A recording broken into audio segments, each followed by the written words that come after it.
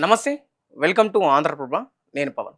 తెలంగాణ అంటే 29 రాష్ట్రాల్లో తెలంగాణ గురించి మాట్లాడుకోవాలంటే కొంత ప్రత్యేకంగా మాట్లాడుకోవచ్చు. ఈ తెలంగాణ నేల కోసం ఎంతోమంది అమరవీరులు వాళ్ళ ప్రాణాలు అర్పించారు. ఎంతోమంది ఉద్యోగులు, మేధావులు వాళ్ళ మేధాశక్తి పెట్టి తెలంగాణ తీసుకురావడం జరిగింది. ఈ తెలంగాణ కోసం ఎందుకు కొట్లాట జరగాల్సొచ్చింది? ఎందుకు రాష్ట్ర విభజన జరగాల్సొచ్చింది? ఇంకా రాష్ట్ర విభజన కోసం ఎందుకు కొంతమంది పదే పదే మాట్లాడాల్సిన అవసరం ఎందుకొచ్చిందనే విషయాలు మనం పూర్తిస్థాయిలో మాట్లాడుకునే ప్రయత్నిద్దాం.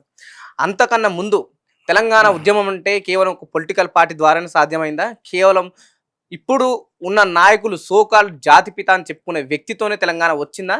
దీని వెనుకున్న కారణాలేంటి? అసలు 1969లో జరిగిన ఉద్యమం గురించి ఎందుకు ఎవరు మాట్లాడతలేరు? ఎందుకు ఆ ఉద్యమంలో పాల్గొన్న ఉద్యమకారుల గురించి కావచ్చు, మేధావుల గురించి, ఉద్యోగుల గురించి ఎందుకు ప్రస్తావించడం లేదు? ఎన్ని ప్రభుత్వాలు అధికారంలోకి వచ్చినా సరే. సో మాట్లాడడం వీటన్నిటిపైన మనం ఒక క్లియర్ కట్‌గా డిస్కస్ చేసే ప్రయత్నిద్దాం. మనతో పాటు చక్రహరి రామరాజు గారు ఉన్నారు. తను రిటైర్ లెక్చరర్. 1969 ఉద్యమకారులకు తన స్టేట్ ప్రెసిడెంట్‌గా ఉన్నారు. ముందుగా వెల్కమ్ చేద్దాం. సార్ నమస్కారం. నమస్తే.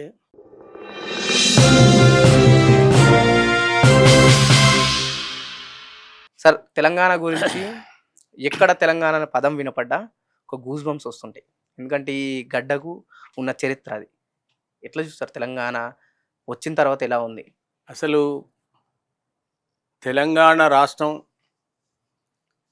ఈరోజు మనకు ఏర్పడిందంటే, ఇప్పుడు సోకాల్డ్ కొంతమంది నాయకులు ఏమనుకుంటున్నారంటే, మేమే ఉద్యమం చేస్తే ఈ తెలంగాణ వచ్చింది, మా వల్లనే తెలంగాణ వచ్చింది, మేము ఉద్యమం చేస్తేనే తెలంగాణ వచ్చింది అనేటువంటి భ్రమలో ఉన్నారు. కానీ వాస్తవంగా తెలంగాణ రాష్ట్రం ఆవిర్భవించడానికి, తెలంగాణ రాష్ట్రం రావడానికి అసలు మూలం ఎక్కడుంది అనేటువంటిది చాలామందికి తెలియదు. తెలంగాణ రాష్ట్ర సాధన కోసం ఒక 60 సంవత్సరాల సుదీర్ఘ పోరాటం జరిగింది. ఆ సుదీర్ఘ పోరాటంలో చాలా ఉద్యమాలు జరిగినాయి. నాన్ ముల్కీ గో బ్యాక్ అని, ఆంధ్ర గో బ్యాక్ అని రకరకాల ఇడ్లీ ఉద్యమాలు సాంబార్ జరిగినాయి. ఉద్యమం గాని అట్లా జరిగినాయి. ఇడ్లీ సాంబార్ గో బ్యాక్ అని. కానీ అన్ని ఉద్యమాల్లోకి కీలకమైనటువంటి ఉద్యమం ఏంటంటే 1969లో జరిగిన తెలంగాణ ఉద్యమం. ఆ ఉద్యమ స్ఫూర్తితోనే మలి ఉద్యమం జరిగి తెలంగాణ రాష్ట్రం ఏర్పడింది తప్ప వీళ్ళ వల్లనే తెలంగాణ ఏర్పడింది అనేటువంటిది అది శుద్ధ అబద్ధం. సార్ ఇక్కడ చిన్న ఇంటరప్షన్ సార్. ఇప్పుడు మేము చూస్తున్న ఇప్పుడున్న యువతకు, ఇప్పుడున్న కొంతమంది తెలంగాణ కోసం మేము మాట్లాడుతున్నాం అన్న వాళ్ళు 10 ఏండ్లు ఒక పొలిటికల్ పార్టీ కావచ్చు, 10 ఏండ్లు ఒక నాయకుడు కొట్లాడుతున్న తెలంగాణ వచ్చింది. చావు నోట్ల తలబెట్టి తెలంగాణ తీసుకొచ్చిండు. లేకపోతే ఎవరు ఇవ్వలేకపోతుండే తెచ్చేవారు కూడా గారు అని చెప్పేసి ఒకరు చెప్తున్నారు. ఇంకో సెక్షన్ కావచ్చు, ఇంకో పార్టీ మా నాయకురాలు తెలంగాణ ఇవ్వకపోతే అసలు తెలంగాణ ఎక్కడిది? మీకు అధికారం ఎక్కడిది? అని కొంతమంది మాట్లాడుతున్నారు. దీన్ని ఎట్లా చూస్తారు? కేవలం ఏ ఒక్కరు కొట్లాడుతున్న అయితే రాలేదు. సరే, మలి ఉద్యమం తీసుకున్న దీనిలో సకల జనులు పాల్గొన్నారు, అన్ని వర్గాలు పాల్గొన్నాయి. అన్ని వర్గాల యొక్క మరి రకరకాల ఉద్యమ కార్యక్రమాల వలన, మరి దాదాపు 1200 మంది విద్యార్థుల బలిదానాల వలన, అనేక రకాలైనటువంటి ఉద్యమాల్లో అనేక రకాల నష్టపోవడం వలన మలి దశలో కూడా తెలంగాణ రాష్ట్రం వచ్చింది. కానీ ఈ తెలంగాణ రాష్ట్రం రావడానికి మరి ఏ ఒక్క కేసీఆర్ ఇంకెవరో కారణం కాదు. సరే, అందరూ అన్ని రకాలుగా ఒక జేఏసీ ఏర్పడి, ఆ జేఏసీ ఒక చైర్మన్గా ఉండి దాన్ని రకరకాలుగా, అంటే ఈసారి అప్పటి 69 ఉద్యమానికి ఈ ఉద్యమానికి తేడా ఏమిటంటే, ఈ ఉద్యమం కొంత వికేంద్రీకరణ, అంటే ఒకే దగ్గర ఈ యొక్క ఉద్యమం కేంద్రీకరించకుండా రకరకాలు ఉండాలని తోటి ఒక జేఏసీ ఏర్పడింది. మరి ఇంతమంది బలిదానాల వల్ల, ఇంతమంది కష్టాల ఫలితం వల్ల తెలంగాణ రాష్ట్రం ఏర్పడింది. సరే, ఈ ఉద్యమ ఫలితంగా మరి నిజంగానే సోనియా గాంధీ దీనిలో ముందే వేసి పార్లమెంట్లో బిల్లు పెట్టకపోతే నిజంగానే తెలంగాణ రాకపోయేది. వాస్తవంగా నిజంగా చెప్పాలంటే తెలంగాణ రాష్ట్రం రావడానికి ప్రధాన కారణం సోనియా గాంధీ. ఆమె చొరవ తీసుకొని తెలంగాణ రాష్ట్రం ఇవ్వాలి. మరి ఆమెకు 69 ఉద్యమం తెలుసో తెలీదో కానీ ఇంతమంది విద్యార్థులు బలిదానం చేస్తున్నారు, ఇంతమంది ఇన్ని రకాల త్యాగాలు చేస్తున్నారు, అన్ని రకాలుగా ఇది వెనుకబాటుతనానికి లోనవుతుంది, ఆంధ్ర వాళ్ళ యొక్క పెత్తందారితనం ఇక్కడ నడుస్తున్నది అనేటువంటి యొక్క ఆలోచన విధానంతో ఆమె తెలంగాణ రాష్ట్రం ఇవ్వాలనేటువంటి ఆలోచనతోటి ఆమె పార్లమెంట్లో బిల్ పాస్ చేయడం పెట్టడం జరిగింది. దానికి బీజేపీ నుంచి సుష్మా స్వరాజ్ లాంటి వాళ్ళు కూడా సహకరించారు. మరి రకరకాల పరిస్థితుల్లో మరి విధి లేని పరిస్థితుల్లో తెలంగాణ రాష్ట్రం ఏర్పడింది. సో అంతేగాని కేవలం సోనియా గాంధీ గారు, కేసీఆర్ గారు పెట్టాల్సిన పెట్టలేరు. మీలాంటి ఉద్యమకారులు, విద్యార్థి నేతలు, విద్యార్థి సంఘాలు అన్ని కొట్లాడితే తప్ప తెలంగాణ సాధించలేకపోయిందంటారు. అవును, మరి కేవలం ఇప్పుడు ఒక ఉద్యమం అంటే ఏ ఒక్కళ్ళ వల్లనో ఆ ఉద్యమం ముందుకు పోదు.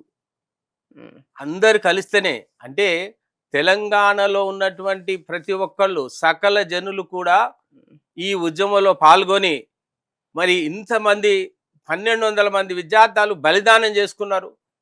నిజంగా ఉద్యమం చూస్తే 60తో ఉద్యమం చూసినా, ఇప్పటి మళ్ళీ తొలి రెండు దశల ఉద్యమం చూసినా, ముఖ్యంగా ఎవరు దీంట్లో ప్రాణాలు కోల్పోయింది ఎవరు? యువకులు, విద్యార్థులు. ఇట్లాంటి వాళ్ళ యొక్క బలిదానాల వల్లనే ఈ తెలంగాణ రాష్ట్రం వచ్చింది. వాస్తవంగా చెప్పాలంటే రాజకీయ నాయకులు ఏ ఒక్కరు కూడా ఈ యొక్క ఉద్యమంలో చనిపోలేదు. ఏ ఒక్కళ్ళు ఆస్తి నష్టం జరగలేదు. ఏ ఒక్కరికి ఏ రకమైనటువంటి ప్రాణ నష్టం జరగలేదు. ఇలా బలిదానం చేసింది ఎవరయ్యా? ఉద్యమకారులు. ఉద్యమకారులు అంటే ఎవరు? ఉద్యమకారులో ప్రధాన పాత్ర పోషించింది ఎవరంటే యువకులు, విద్యార్థులు. వీళ్ళ వల్ల తెలంగాణ రాష్ట్రం వచ్చింది. వీళ్ళ వల్లనే మరి ఈనాడు తెలంగాణ రాష్ట్రంలో వచ్చినటువంటి తెలంగాణ రాష్ట్రంలో ఇటు టిఆర్ఎస్ పార్టీ మా వల్లనే వచ్చింది అంటున్నారు, ఇటు కాంగ్రెస్ పార్టీ మేమే ఇచ్చినాం అంటున్నారు. కానీ తెలంగాణ రాష్ట్రం వచ్చినాక అసలైన ఉద్యమకారులను కనీస గుర్తింపు కూడా లేదు. సరే, మీరు ఇందాక మాట్లాడినట్టు తొలి దశ మలిస ఉద్యమం తీవ్రంగా నడుస్తున్న క్రమంలో మీలాంటి ఉద్యమకారులు, గతంలో రిటైర్డ్ లెక్చరర్లు ఉన్న వాళ్ళు ప్రభుత్వానికి బెదరకుండా అప్పుడున్న సిచ్యువేషన్, ఉమ్మడి ఆంధ్రప్రదేశ్, టీడీపీ, కాంగ్రెస్ పెద్ద ఎత్తున పైన ప్రెషర్ పెట్టినా సరే, సో అప్పుడు ఏ విధంగా మీరు ముందుకు వెళ్ళారు సార్? అప్పుడు తొలి ఉద్యమం అంటారా? తొలి ఉద్యమంలో అది తొలి ఉద్యమం 69 తెలంగాణ ఉద్యమం ఒక చారిత్రాత్మకమైన ఉద్యమం. ఎందుకు చారిత్రాత్మక ఉద్యమం అని అంటుందంటే, అసలు ఈ భారతదేశంలో 1956 కంటే ముందు రాష్ట్రాలు రకరకాలు ఉండేవి. 56లో భాషా సంయుక్త రాష్ట్రాలు, అంటే ఒకే భాష మాట్లాడినటువంటి వాళ్ళు ఒక రాష్ట్రంగా ఏర్పడాలనేటువంటి ఉద్దేశంతో మనను ఈ తెలంగాణ హైదరాబాద్ రాష్ట్రం కింద ఉండే, తర్వాత ఆంధ్ర వాళ్ళు మద్రాసు రాష్ట్రం కింద ఉండేది. వీళ్ళని రెండింటిని 56లో భాషా సంయుక్త రాష్ట్రాలుగా తెలుగు మాట్లాడే వాళ్ళు ఒకటి తీసుకురావాలనే ఉద్దేశంతో 56లో వీళ్ళను ఈ రెండింటిని కలిపింది. దీంట్లో పొట్టి శ్రీరాముల పేరు బలంగా అంటే మేము తెలుసుకున్న చరిత్ర, పొట్టి శ్రీరాములు గారి హస్తం ఉంది కలవడంలో అంటారు, అది నిజమా? ఆయన నిరాహార దీక్ష చేసిండు, కలవాలని నిరాహార దీక్ష చేసిండు. కానీ ఇక్కడ ఆయన కలవడానికి నిరాహార దీక్ష చేయడం, ఆయన చచ్చిపోవడం అదొక ఇది. కానీ అసలు తెలంగాణ రాష్ట్రంలో తెలంగాణ ఉన్నటువంటి వాళ్ళతో కలవటం అనేటువంటి ఇష్టం లేదు. గతం నుంచే అంతకుముందే ఇష్టం లేదు, ఎవరికి ఇష్టం లేదు. అసలు బలవంతంగా ఈ రెండు రాష్ట్రాలు కలిపిండు. ఏ ప్రభుత్వం సార్ అప్పుడు? అప్పుడు మనది హైదరాబాద్ స్టేట్ లో ఉంది. అంటే ఏ ప్రభుత్వం కలిపింది అంటారు? కాంగ్రెస్ ప్రభుత్వం. కాంగ్రెస్ అప్పుడు కూడా కాంగ్రెస్ ప్రభుత్వం, నెహ్రూ గారు ప్రైమ్ మినిస్టర్ ఉన్నాడు. ఇక్కడ మనకు హైదరాబాద్ రాష్ట్రానికి బూరుగురు రామకృష్ణారావు గారు ముఖ్యమంత్రి ఉన్నారు. ఆంధ్రాలో నీలం సంజీవ్ రెడ్డి గారు ఉన్నారు. నీలం సంజీవ్ రెడ్డి గారు ఆంధ్ర నుంచి ఉన్నారు. ఇక్కడ బూరుగురు రామకృష్ణారెడ్డి గారు ఇక్కడ ముఖ్యమంత్రి ఉన్నాడు. అయితే 1956లో ఈ రెండు కలపాలని ఉద్దేశం వచ్చినప్పుడు తెలంగాణ వాళ్ళు అపోజ్ చేసిండ్రు, మేము కలవు అన్నారు. అంటే ఏం చేసినప్పుడు అంటే ఒక పెద్ద మనుషుల ఒప్పందం, జెంటిల్మెన్ అగ్రిమెంట్ ఒకటి చేసుకొని, అంటే కొన్ని ఒప్పందాలు, అంటే సేఫ్ గార్డ్స్, అంటే ఈ ప్రాంతంలో ఉన్న వాళ్ళు కలిస్తే వీళ్ళకి ఎట్లా నష్టం జరుగుతుంది, ఈ నష్టాన్ని ఎట్లా పూడ్చాలనేటువంటి కొన్ని మరి నిబంధనలు, అంటే కొన్ని రూల్స్ పెట్టి తెలంగాణ సేఫ్ గార్డ్స్ అని ఒక ఒప్పందంతో ఈ రెండు కలిసినాయి. ఏమిటి తెలంగాణ ఒప్పందం అంటే, ఇక్కడ ఈ మన తెలంగాణ స్టేట్లో నిజాం గవర్నమెంట్ కాలం నుంచి ఒకటి ఏముందంటే ముల్కీ రూల్స్ అని ఉన్నాయి. అంటే ముల్కీ రూల్స్ అంటే ఏంటి సార్? ఒక 15 సంవత్సరాలు వరుసగా ఈ ప్రాంతంలో ఉన్నటువంటి వాళ్ళు మాత్రమే ఇక్కడ ఉద్యోగాలు చేయడానికి కానీ ఇక్కడ ఉండడానికి కానీ అర్హులు. వాళ్ళు ఎవరైనా సరే, వేరే రాష్ట్రానికి సంబంధించిన ఎవరైనా, అంటే కనీసం వరుసగా 15 సంవత్సరాలు ఉంటేనే, మధ్య మధ్య వచ్చిపోయినటువంటి కాదు, సెటిల్డ్ 15 సంవత్సరాలు కంటిన్యూస్ ఉన్నటువంటి వాళ్ళు మాత్రమే అర్హులు ఉద్యోగాలకు కానీ వేటికన్నా. ఇక్కడ ఉన్నవాళ్ళు కాకుండా బయటి వాళ్ళు ఎవరైనా వస్తే 15 సంవత్సరాలు వరుసగా ఉండాలి. ఆ నిబంధన ఉంది. ఆ నిబంధనను వయలేట్ చేసి అప్పటికే ఆంధ్ర నుంచి చాలా మంది దొంగ ముల్కీలు తీసుకొని, ముల్కీ అనేది దాన్ని, ముల్కీ రూల్స్ అనేది, అంటే 15 సంవత్సరాలు లేకున్నా అప్పుడు, ఎందుకంటే ఈ ప్రాంతంలో మనం నిజాం గవర్నమెంట్లో ఉన్నాం. నిజాం గవర్నమెంట్లో ఆయన విద్య మీద ఎక్కువ ప్రాధాన్యత ఇవ్వలేదు. ఆయన స్కూల్స్ లేకుండేది. ఇప్పుడు నల్గొండలో చూస్తే ఒక జిల్లా మొత్తంలో ఒకటే ఒక డిగ్రీ కాలేజ్ ఉంది. నల్గొండ మొత్తంలో ఒకే ఒక గవర్నమెంట్ డిగ్రీ కాలేజ్. ఏ ఇయర్లో సార్ ఇది? ఏది? ఇది ఒక డిగ్రీ కాలేజ్ ఉంది. 56 తర్వాత ఇది ఏర్పడిన తర్వాతనే ఇది ఎన్జీ కాలేజ్ వచ్చింది. మేము చదువుకునేటప్పటికి నేను 68 బిఎస్సి ఫైనల్ ఇయర్లో ఉన్నా.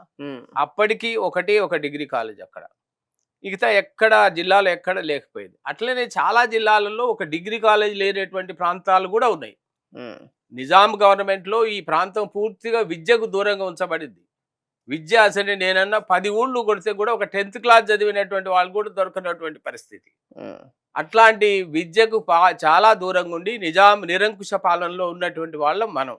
అన్ని రకాల పారిశ్రామిక కానీ, విద్యాపరంగా కానీ, ఉద్యోగాల పరంగా కానీ అన్ని రకాలుగా వెనుకబడి ఉన్నటువంటి ప్రాంతం తెలంగాణ రాష్ట్రం, హైదరాబాద్ స్టేట్ మనది. వాళ్ళు మద్రాస్ స్టేట్లో ఉన్నారు. మద్రాస్ స్టేట్లో కలిసి ఉన్నారు. కొంత ఇక్కడ నిజాం పరిపాలన ఉంది, అప్పుడు బ్రిటిష్ పరిపాలన ఉంది అక్కడ మద్రాసులో.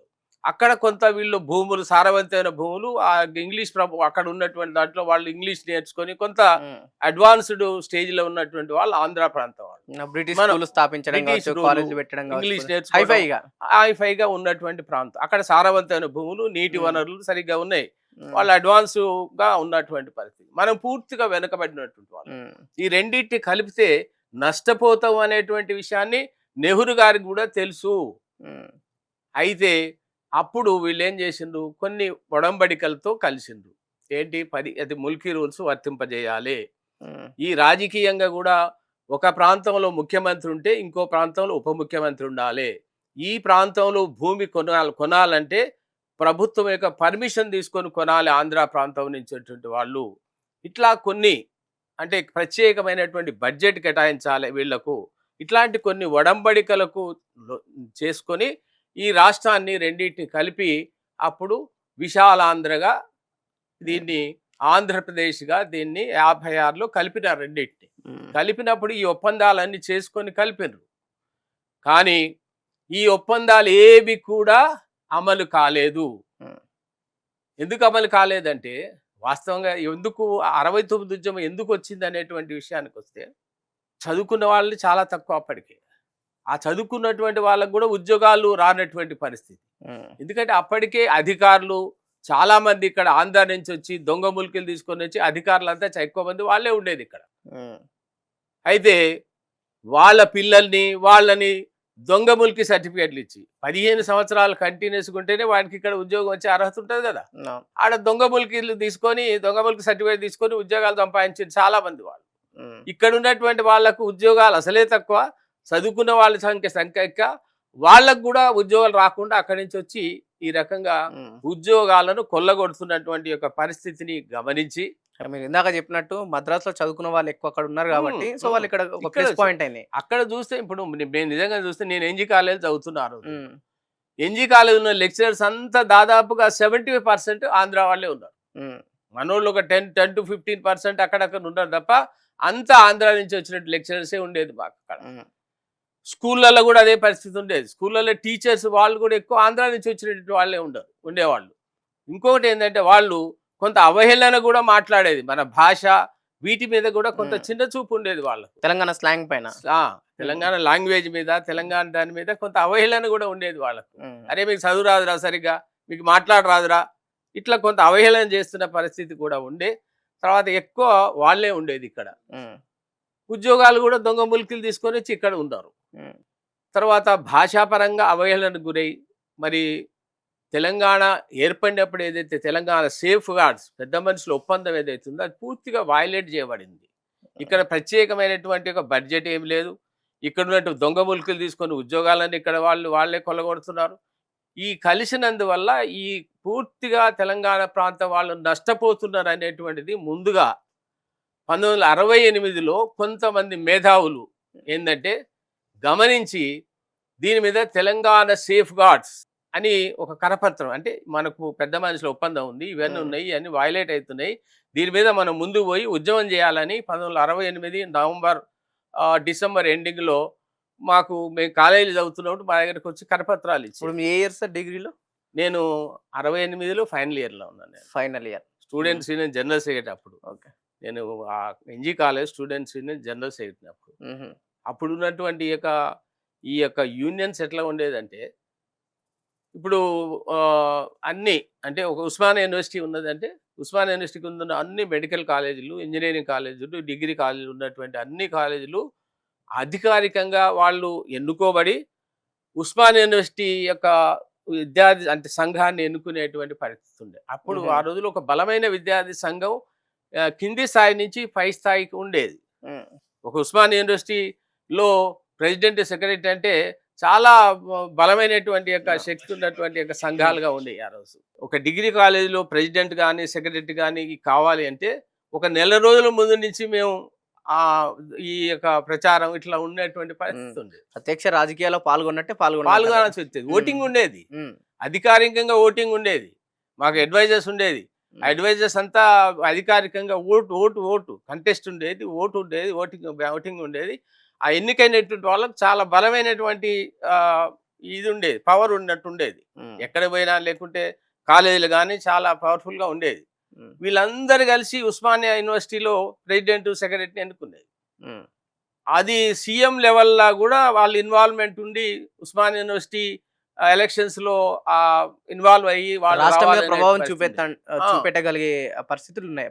అట్లాంటి పరిస్థితి అంటే మీకు ఎప్పుడు అనిపించింది అంటే ఈ తెలంగాణ కొట్లాడాలంటే మన రాష్ట్రం మనకు విభజన రావాలా, మనకు అన్యాయం జరుగుతుంది ఉద్యోగాల్లో, నియామకాల్లో, అన్ని విధాలుగానే మీకు మొట్టమొదటిసారి ఎప్పుడు అనిపించింది అంటారు? 68 నవంబర్ డిసెంబర్లో ఈ విషయాలు, ఈ కరపత్రాలు ఇవన్నీ కొంతమంది ఇంటలెక్చువల్స్ కాలేజీలకు వచ్చి మాలాంటి వాళ్ళు కలిసి ఇట్లా జరుగుతున్న ఇవన్నీ విషయాన్ని విద్యార్థులకు చెప్పడం జరిగింది. మేము కన్విన్స్ అయ్యి మేము ఎవరు మంత్రులు కానీ ఎవరైనా వస్తే తీసుకుపోయి వాళ్ళతోటి మాట్లాడేది. సార్ ఈ రకంగా అన్యాయం జరుగుతుంది, గవర్నమెంట్ మినిస్టర్స్ వాళ్ళు మీరు దీని మీద మీరు పట్టించుకోవాలి, మరి వాళ్ళే అందరు వచ్చి ఇక్కడ ఉద్యోగాలు కొల్లగొడితే మన పరిస్థితి ఏంది, మరి ఇవన్నీ మేము కరపత్రాలు తీసుకుపోయి మినిస్టర్స్ని కలిసినటువంటి రోజులు 68 నవంబర్ డిసెంబర్లో. 68 కన్నా ముందు మీకు ఒక సామాన్యుడే, మీరు అంతే ఏం తెలియదు, నార్మల్ కాలేజ్కి వెళ్ళడం ఒక యువకుడు ఉండేది. తర్వాత మాకు అవేర్నెస్ వచ్చిన తర్వాత ఇట్లా రాష్ట్ర వ్యాప్తంగా ఇది స్ప్రెడ్ అయింది. ఇట్లా తెలంగాణకు ఈ రకంగా అన్యాయం జరుగుతున్నది, ముల్కీ రూల్స్ వైలేట్ అవుతున్నాయి, ఆర్థిక పరంగా, రాజకీయ పరంగా అన్ని రకాల్లో మనం వివక్షత గురవుతున్న విషయాన్ని మొత్తం విద్యార్థి రంగం తెలిసింది. తర్వాత ఉస్మానియా యూనివర్సిటీ బాడీ ఏదైతుందో ఆ రోజు వెంకటరామిరెడ్డి అని ఉస్మానియా యూనివర్సిటీ ప్రెసిడెంట్గా ఉండే, మల్లికార్జున అని ఉస్మానియా యూనివర్సిటీ జనరల్ సెక్రటరీ ఉండే. వీళ్ళిద్దరూ ఆ పోస్టులు బలమైనటువంటి పోస్టులు. మొత్తం అన్ని కాలేజీలను శాసించేటువంటి విద్యార్థి లోకానికి ఒక ఇది ఉండే. అయితే ఆ రోజు ముఖ్యమంత్రి కాసు బ్రహ్మానందరెడ్డి గారు వెంకటరామిరెడ్డి ప్రెసిడెంట్ని ఈ ఉద్యమంలోకి రాకుండా ఆపిండు. మల్లికార్జున్ జనరల్ సెక్రటరీ ఆ రోజు స్టెప్ తీసుకొని ఈ తెలంగాణ ఉద్యమానికి నాంది పలికిన విద్యార్థి నాయకుడు. అయితే మా అందరితోటి అన్ని కాలేజెస్లో ఉన్నటువంటి వాళ్ళందరితోటి మాలాంటి ప్రెసిడెంట్, సెక్రటరీ అందరితో కలిపి ఒక మీటింగ్ పెట్టి దీని మీద మనం ఉద్యమం చేయాలి అని ఆలోచనకు వచ్చి మొట్టమొదట విద్యార్థులము జనవరి 69లో ఈ ఉద్యమాన్ని మొదలుపెట్టినాం. మేము 69 ఉద్యమాన్ని జనవరిలో ఈ తెలంగాణ ఉద్యమం మొదలుపెట్టినాం. ఫస్ట్ మొదలుపెట్టినప్పుడు మేము తెలంగాణ సేఫ్ గార్డ్స్ మీదనే మొదలుపెట్టినాం. ఈ యొక్క పెద్ద మనుషుల ఒప్పందములు ఏదైతే ఉన్నాయో, తెలంగాణ సేఫ్ గార్డ్స్ ఉన్నాయో వాటిని సరిగ్గా అమలు కావట్లేదు, అమలు చేయాలి అనేటువంటి యొక్క ఉద్దేశంతో తెలంగాణ ఉద్యమాన్ని ఫస్ట్ మొదలుపెట్టాం. క్రమక్రమంగా ఏమైందంటే ఇది వీళ్ళు సేఫ్ గార్డ్స్ మనకు చెయ్యరు, వీళ్ళు మనకు వీళ్ళ చేతుల్లో లేరు, ఈ ప్రభుత్వం ఆంధ్ర పెత్తనం అంతా. కాసు బ్రహ్మానందరెడ్డి ముఖ్యమంత్రి, మంత్రులంతా వాళ్ళే ఉండేవాళ్ళు, తెలంగాణ మంత్రులు నామినల్ గా ఉండేది, వీళ్ళకి ఏ రకమైనటువంటి పవర్స్ ఉండేవి కావు, వాళ్ళ అసెంబ్లీలో వాళ్ళదే ఎక్కువ ఎమ్మెల్యేలు వాళ్ళే ఉండేవాళ్ళు, వాళ్ళదే అంత అధికారం కానీ అంత వాళ్ళ చేతిలోనే ఉండేది. వీళ్ళు కూడా ఏం చేయలేనటువంటి యొక్క పరిస్థితి మీకు అర్థమైపోయింది. వీళ్ళు ఏం చేయరు.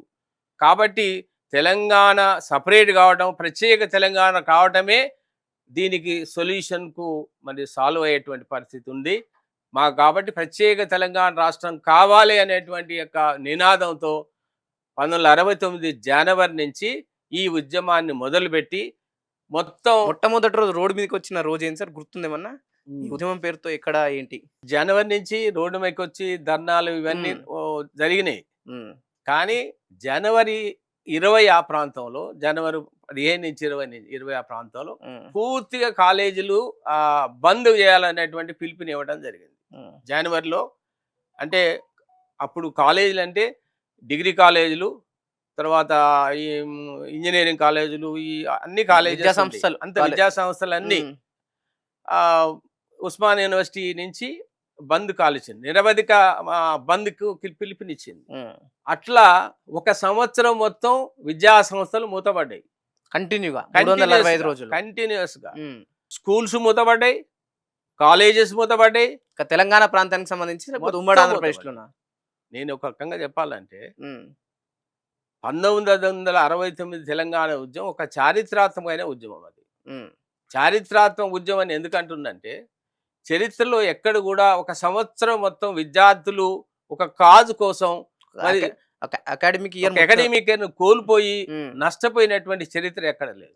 కరోనా వచ్చినప్పుడు కూడా ఆన్లైన్ క్లాస్ అది కానీ ఒక సంవత్సరం మొత్తం ఒక అకాడమిక్ లాస్ అయ్యి విద్యా సంవత్సరాన్ని కోల్పోయి ఒక సపరేట్ తెలంగాణ కావాలనేటువంటి కాజ్ మీద రోడ్డు మీదకి వచ్చి అనేక రకాలైనటువంటి యొక్క కార్యక్రమాలు చేసి అనేక రకాలైనటువంటి దెబ్బలు తిని జైళ్ళకు పోయి దాని గురించి చెప్పండి. నేను సో మీ మీద మొట్టమొదటి కేసు ఎప్పుడైంది ఈ తెలంగాణ ఉద్యమం కోసం బయటకు రోడ్డు మీదకి వచ్చినప్పుడు? తెలంగాణ ఉద్యమంలో మేమేం కార్యక్రమాలు చేసేది, రాస్తా రోకోలు చేసేది, బస్సు బందులు చేసేది, రైల్వే రోకోలు తర్వాత కన్నా ఫస్ట్ ఫేజ్లో స్కూల్స్ ఎట్లా బంద్ ఉన్నాయి కాబట్టి మేము అందరం కలిసి ర్యాలీలు తీసేది, రాస్తా రోకోలు చేసేది, బస్సులు బంద్ చేసేది. నేను first time Narketpally bus depot bandh చేయడానికి నేను మా ఫ్రెండ్స్ అందరం కలిసి అక్కడికి పోయినాం. పోయి బస్సు దగ్గర అక్కడ బంద్ చేయడానికని బస్ స్టాండ్లో పోయినాం. పోలీసు వాళ్ళు అడ్డుకున్నారు. అడ్డుకొని నా మీద లాఠీ చార్జ్ చేయడానికి పోలీసు వాళ్ళు అందరూ ఇది చేసింది. నేను నెట్టేసిన.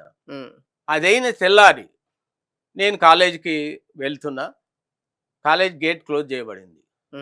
నా ఏమంటే ఒక 20 మంది స్టూడెంట్స్ ఉన్నారు, వాళ్ళందరం కలిసి లోపలికి పోతుంటే అక్కడ 2 ఎస్ఐలు ఉన్నారు, ఆపిండ్రు. నేనన్నా నేను కాలేజీ లోపలికి పోతున్నా, ఇది మా కాలేజీ, ఎందుకు ఆపుతుండని నేను అతను వాదన పెట్టుకున్నాను. వెంటనే ఏం చేశారంటే కానిస్టేబుల్స్ ఉన్నారు చుట్టూ, ఇట్లా 20 మంది కానిస్టేబుల్ రౌండప్ చేసిండ్రు. 2 ఎస్ఐలు కంటిన్యూస్ ఒక 10 నిమిషాలు కొట్టిండ్రు నన్ను, మిమ్మల్ని ఒక్కరిని, మీతో పాటు లాఠీ చార్జ్ చేసిండ్రు. మిగతా వాళ్ళంతా ఎక్కడ అక్కడికి పోయిండ్రు. నన్ను మాత్రం కంటిన్యూస్ గా కొడుతూనే ఉన్నారు. నేను ఇట్లే నిలబడ్డా. మొత్తం ఇదంతా ఈ కాళ్ళ మీద చేతుల మీద మొత్తం కంటిన్యూస్ గా కొట్టిండ్రు. 2 ఎస్ఐలు కొట్టిండ్రు. మొట్టమొదటిసారి మీరు ఉద్యమంలోకి వచ్చిన తర్వాత కొట్టిండ్రు. కొట్టిన తర్వాత నేనేం చేసిన, షర్ట్ ఇప్పేసిన, బనీని ఇప్పేసిన, ఒక రిక్షా పిలిచిన, రిక్షా మీద నిలబడ్డా, పోనీ అన్న. నా ఎంబటి విద్యార్థులు, తర్వాత జనం మొత్తం కొంత 100,000 మంది ఇట్లా రోడ్డు ఎంబటి ప్రొసీజన్. నా ఒంటి నిండా దెబ్బలు ఇట్లా కనపడుతున్నాయి, గాయాలు మొత్తం కనపడుతున్నాయి. ఇట్లా రోడ్డు మీద పోయి పోలీస్ స్టేషన్ మీద పోయి ఎవరైతే కొట్టిండ్రో వాళ్ళ మీద యాక్షన్ తీసుకోవాలనేటువంటి దాంతో ర్యాలీగా పోయి పోలీస్ స్టేషన్ మీద అక్కడ కూర్చున్నాం, మొత్తం బైఠాయించిన, అక్కడ నిరసన తెలియజేసిన. దాని తర్వాత ఎస్పీ వాళ్ళంతా వచ్చిండ్రు, యాక్షన్ తీసుకుంటాం అది ఇది అని చెప్పినారు. నేను సాయంత్రం ఈవినింగ్ పోయి రూమ్లో పడుకున్నా. నేను అన్కాన్షియస్ స్టేజ్లోకి పోయినా. ఇంటి దగ్గర ఈవినింగ్ అంటే మాకు రూమ్ ఉండేది అప్పుడు చదువుకునే హాస్టల్లో సపరేట్ రూమ్లో ఉండేది. పోయి పడుకున్నా అన్కాన్షియస్ స్టేజ్కి పోయిన పూర్తిగా. నన్ను తీసిపోయి హాస్పిటల్లో, నాకు తెలియదు హాస్పిటల్ అడ్మిట్ చేసిండు. కనీసం 1 వారం రోజులు హాస్పిటల్లో ఉన్నా రికవరీ కావడానికి. అట్లా అనేక సార్లు దెబ్బలు తిన్నాం, అనేక సార్లు జైల్లోకి పోయినాం, అనేక సార్లు రకరకాల పరిస్థితుల్లో చేసినటువంటి సంఘటనలు చాలా ఉన్నాయి. అప్పుడు చాలా మంది మాట్లాడుతున్నప్పుడు 69 ఉద్యమం అనేది కొంతవరకు నీరు గారిపోయిందనే పదాలు చాలా బయటింటున్నాయి ఈ మధ్య కాలంలో. అంటే అది ఏమన్నా తగ్గడానికి గల కారణం ఏంటి సార్ అది? చెప్తాను. ఇప్పుడు 69 ఉద్యమం మొదట విద్యార్థులతో మొదలైంది. హ్మ్. జనవరిలో మొదలుపెట్టినాం మేము. అది కంటిన్యూస్‌గా జనవరి, ఫిబ్రవరి వరకు ఉధృతంగా విద్యార్థులతోటి ఉద్యమం నడుస్తూనే ఉన్నది. హ్మ్. అనేక రకాలు ర్యాలీలు, తర్వాత బందులు, రకరకాలైనటువంటి పరిస్థితి ఉంది. జనవరి 20లో ఉస్మానియా యూనివర్సిటీ క్యాంపస్‌లో పెద్ద ర్యాలీలో పోలీస్ ఫైరింగ్ అయింది. హ్మ్. ఫైరింగ్ అయింది. చాలామంది పోలీసులు చనిపోలేదు కానీ ఫైరింగ్ అయింది. ఆ తర్వాత మరి ఇట్లా క్రమంగా ఉద్యమం నడుస్తూనే ఉన్నది. జనవరి, ఫిబ్రవరి వరకు నడుస్తూనే ఉంది. హ్మ్. అయితే మార్చ్‌లో పొలిటికల్ లీడర్స్ ఎంటర్ అయింది. హ్మ్. మొట్టమొదటి 69, 70లోనా ఇది? 1 ఇయర్ తర్వాతనా? 69లోనే 69లోనే. 69 2 మంత్స్ కేవలం మేము విద్యార్థులం మాత్రమే హ్మ్. ఈ స్ట్రైక్‌లో పాల్గొన్నాం. ఈ కార్యక్రమాలన్నీ చేస్తున్నాం. ఫైరింగ్ అయితున్నది. రకరకాల చోట్ల ఫైరింగ్ అయినాయి. చాలా చోట్ల ఫైరింగ్ అయినాయి అప్పుడు. చాలా హ్మ్. చోట్ల ఫైరింగ్ అయినాయి. మొట్టమొదట నీకు జనవరి 24 సదాశివపేటలో ఫైరింగ్ అయింది. అతను హ్మ్. చనిపోయిండు. శంకర్ అనే అతను చనిపోయిండు. ఇట్లా చాలా చోట్ల లాఠీ చార్జీలు, తర్వాత ఫైరింగులు అయితేనే ఉన్నాయి. అంటే మొదట్లోనే ప్రాంతీయవాదాన్ని అణచివేద్దామని అప్పుడున్న ప్రభుత్వం. అప్పుడున్న కాసు హ్మ్. బ్రహ్మానందరెడ్డి గారు ఏం చేసేదంటే హ్మ్. ఆయన బలంగా పోలీసులను కూడా ఒక గుండాలాగా తయారు చేసి మామూలు విపరీతంగా స్టేజ్ ఒక కక్షపూరితమైనటువంటి పరిస్థితుల్లో పోలీస్ స్టేషన్లో తీసుకొని పోలీస్ స్టేషన్లో రోజుల తరబడి ఉంచి కాళ్ళు వెనుక కట్టేసి కొట్టిన రోజులు ఉన్నాయి. హ్మ్. మీకు ఎదురైందా సందర్భం? ఆ, మీకు? మా హ్మ్. ఎక్కడ? ఏ పోలీస్ స్టేషన్ మీకు ఎదురైంది? నాకు 1 టౌన్ పోలీస్ స్టేషన్లో ఇక్కడ నల్గొండ. నల్గొండల హ్మ్. ఒకసారి సడన్గా నేను వస్తున్నా ఆపిండ్రు, అరెస్ట్ చేసింది తీసుకుపోయి లోపల కొడుతూనే ఉన్నారు. హ్మ్. కారణం ఏం చెప్పలేరా అసలు? ఏం కారణం ఏం లేదు. చెప్పలేదు. తీసుకపోయి కొట్టడం స్టార్ట్ చేసిండు యాడ్ ఇగ. చేశారు. ఆ! ఎవరు సరే అక్కడ అప్పుడు ఎవరు అధికారి? ఆయన మన అప్పుడు పుల్లారెడ్డి, మోహన్ రావు, ఇప్పుడున్నారా? శేషగిరావు, ఇప్పుడంతా డీఎస్పీలు అయిన తర్వాత ఆయన చెల్లిండు. హ్మ్. ఫస్ట్ శేషగిరావు అని ఉండే. అంటే హ్మ్. యాక్చువల్‌గా ఆ రోజు జరిగిన సంఘటన ఏంటంటే అక్కడ ఒక అతని మీద కేసు ఉండే. హ్మ్. ఒక ఎంప్లాయీ మీద కేసు ఉండే. ఆ కేసులో అతన్ని ఏం చేసిండంటే ఇంటికి పోయి అరెస్ట్ చేయడానికి ఇంటికి పోయి భార్యని మీ ఆయన ఎక్కడ పోయిండు అది ఇది అని కొంత ర్యాష్‌గా మాట్లాడిండట. హ్మ్. మాట్లాడితే వాళ్ళు పోలీసులతో ఈయన వచ్చిండు తర్వాత. వచ్చి ఈయన ఏం చేసిండంటే ఏంది అని అంటే ఇట్లా అంటే ఈయన ఆవేశంగా పోయి స్టేషన్‌లో పోయిండు. ఎస్ఐని చెప్పు తీసుకొని కొట్టిండు. హ్మ్. అదిగిరెడ్డి అని ఒక అది. అయితే ఆయన వెంటనే అరెస్ట్ చేసిండ్రు. వెంటనే నాకు ఈ ఇన్సిడెంట్ తెలవదు. నేను ఫ్రెండ్స్ కలిసి వస్తున్నా. ప్రకాశం బజార్ ఉంది. ఇట్లా 2 జీప్‌లు అటు ఇటు పెట్టి తీసుకొచ్చి కొట్టిండ్రు. నేను అడిగిన ఎందుకు కొట్టిండ్రు మీరు అని గట్టిగా అడిగితే, మమ్మల్ని ఇట్లా కత్తి పెట్టి పొడిచిండు ఒకాయన అది అని చెప్పడం జరిగింది. సరే ఇవన్నీ తర్వాత వేరే వాళ్ళొచ్చిండ్రు. నేను విడిచిపెట్టిండ్రు. తర్వాత ఇవన్నీ జరిగినాయి.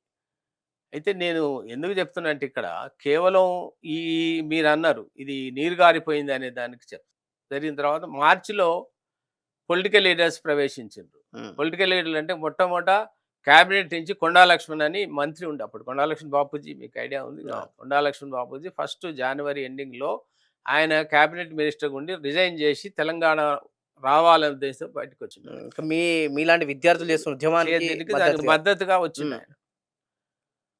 తర్వాత ఆయన కొన్ని రోజులు మాతోటున్నాడు. మార్చ్‌లో మర్రి చెన్నారెడ్డి గారు ప్రవేశించారు. హ్మ్. అంటే అప్పటికి అది పొలిటికలైజ్ అయింది. హ్మ్. కేవలం విద్యార్థులే కాకుండా పొలిటికల్ లీడర్స్ కూడా ఇన్వాల్వ్ అయ్యారు దీంట్లో. తెలంగాణ వాదంని వాదం ఎత్తుకోవడం. మీద ప్రత్యేక హ్మ్. తెలంగాణ కావాలనే ఉద్దేశంతో రాజకీయ నాయకులు కూడా పూర్తిగా ఇన్వాల్వ్ అయ్యారు. హ్మ్. చెన్నారెడ్డి గారు, మదన్ మోహన్, మాణిక్యరావు, హాషిం, తర్వాత ఇట్లా చాలామంది వెంకటస్వామి గారు వీళ్ళంతా చెన్నారెడ్డి ఫాలోయర్స్ వీళ్ళంతా. హ్మ్. ఆ రోజు వీళ్ళంతా కూడా తెలంగాణ ఉద్యమంలోకి వచ్చింది. జిల్లాలో కూడా అందరూ కూడా తెలంగాణ ఉద్యమంలోకి వచ్చింది. ఎప్పుడైతే చెన్నారెడ్డి గారు వచ్చి ప్రత్యేక తెలంగాణ వాదానికి ఆయన సపోర్ట్ చేసిండో కాసు బ్రహ్మానందరెడ్డి పొలిటికల్ లీడర్స్ని కొంతమంది డివైడ్ చేసిండు. హ్మ్. కొంతమందిని పిలిచి వాళ్ళని కొన్ని ప్రలోభాలకు గురి చేసి హ్మ్. వాళ్ళని సమైక్యవాదులుగా ఒక గ్రూప్ తయారు చేసి ఎక్కడ ఇదే తెలంగాణకు సంబంధించిన వాళ్ళనే. వాళ్ళని హ్మ్. అంటే తెలంగాణ ఉన్న రాజకీయ నాయకులని ఒక వర్గాన్ని సమైక్యవాదులుగా చీల్చి వాళ్ళకు ప్రత్యేకంగా కొన్ని వసతులు కల్పించి వాళ్లకు ఇచ్చేసి వాళ్ళని మా మీద ఉసిగొల్పి మా మీద అటాక్ చేయడానికి పోలీసులతో కలిసి మా మీద అటాక్ చేయించిన పరిస్థితులు ఉన్నాయి ఆ రోజు. ఏమి ఆంధ్ర వాళ్ళు కాదు, ఇటు ఇటుగా బయట వాళ్ళు కాదు, తెలంగాణ వాళ్ళని మరి తెలంగాణ మీ వాళ్ళే. మీదకి. ఉమ్, ఇటు ఒకవైపు రాజకీయ నాయకులు ప్రత్యేక తెలంగాణ వాదానికి భయపడి ఉండి ఉద్యమాలలో వచ్చి అనేకమైనటి ఒక నేను చెప్పాలంటే అది ఒక నేను ఏమంటారు అది ఒక మహత్తరమైన ఉద్యమం. మేము ఉమ్, ప్రత్యక్షంగా చూసినాం కాబట్టి ఆ ఉద్యమాన్ని. నిజంగా ఆ ఉద్యమాన్ని చూసినటువంటి మేము అసలు మలి ఉద్యమం ఉద్యమే కాదు అనిపిస్తుంది. నాలాంటి వాడికి మలి ఉద్యమం ఉద్యమే కాదనిపించేది. ఉమ్, నేను కనీసం ఆ తెలంగాణ ఉద్యమం జరిగిన రోజుల్లో నేను కనీసం ఒక 3-4 నెలలు ఇంటికి కూడా పోనటువంటి పరిస్థితి. ఉమ్, ఇటు ఉద్యమంలో ఉండేది, పొద్దున్న లేస్తే కార్యక్రమాలు ఉండేది. ఇదే కానీ ఇంటికి కూడా పోకుండా చదువులు పెట్టి ఉమ్, చేసినటువంటి ఉద్యమం. ఉమ్, అయితే అప్పుడు వచ్చిన తర్వాత ఇది ఏంది గ్రామ స్థాయి వరకు పాకింది. ఇది గ్రామ ఉమ్, స్థాయిల వరకు అన్ని ఊళ్ళల్లో కూడా కన్వెన్షన్స్, మీటింగ్స్, పెద్ద పెద్ద ఉమ్, పెద్ద కార్యక్రమాలు జరిగినాయి. ఎందుకు రావాలా తెలంగాణ, దీనికోసం తెలంగాణ రావాలా, దేని ఏం తెలంగాణ జరుగుతుంది? సపరేట్ తెలంగాణ కావాలి. ఉమ్, ఇంకొకటి ఏంటంటే అప్పుడు రకరకాల చోట్ల ఫైరింగ్లు అయ్యేది, ఉమ్, చనిపోయేది.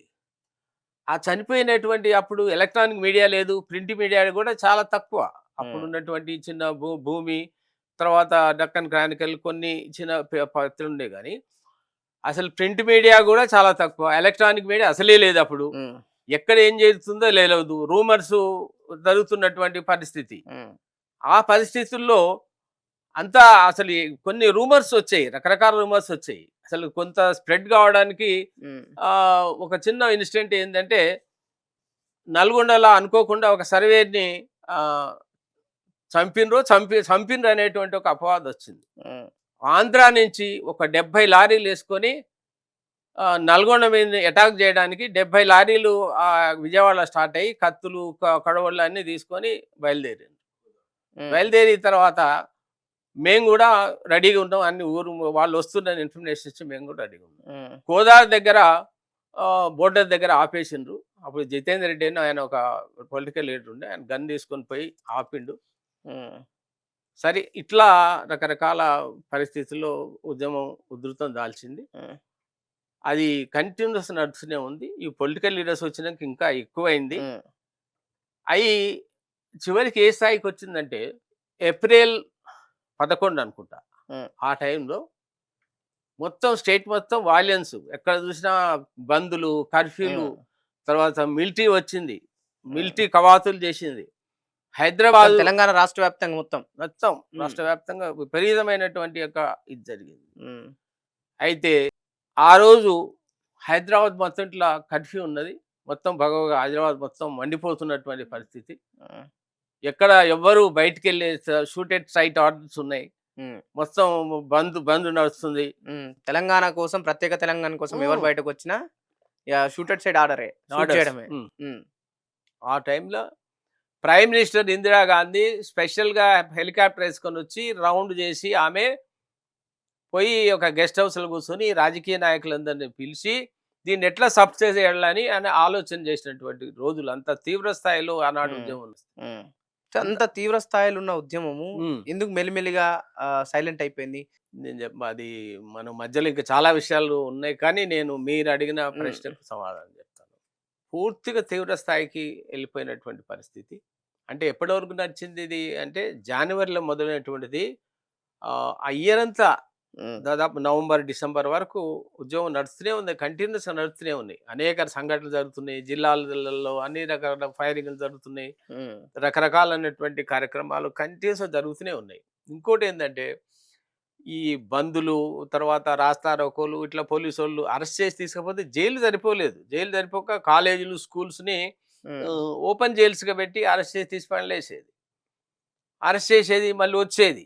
ఆ ఉమ్, వచ్చిన వాళ్ళకు మేము భోజనాలు ఏర్పాటు రకరకాల విద్యార్థి నాయకులుగా మేము ఎన్ని కార్యక్రమాలు చేస్తుంది. ఉమ్, నవంబర్, డిసెంబర్కు ఇలా జరుగుతూ వచ్చింది.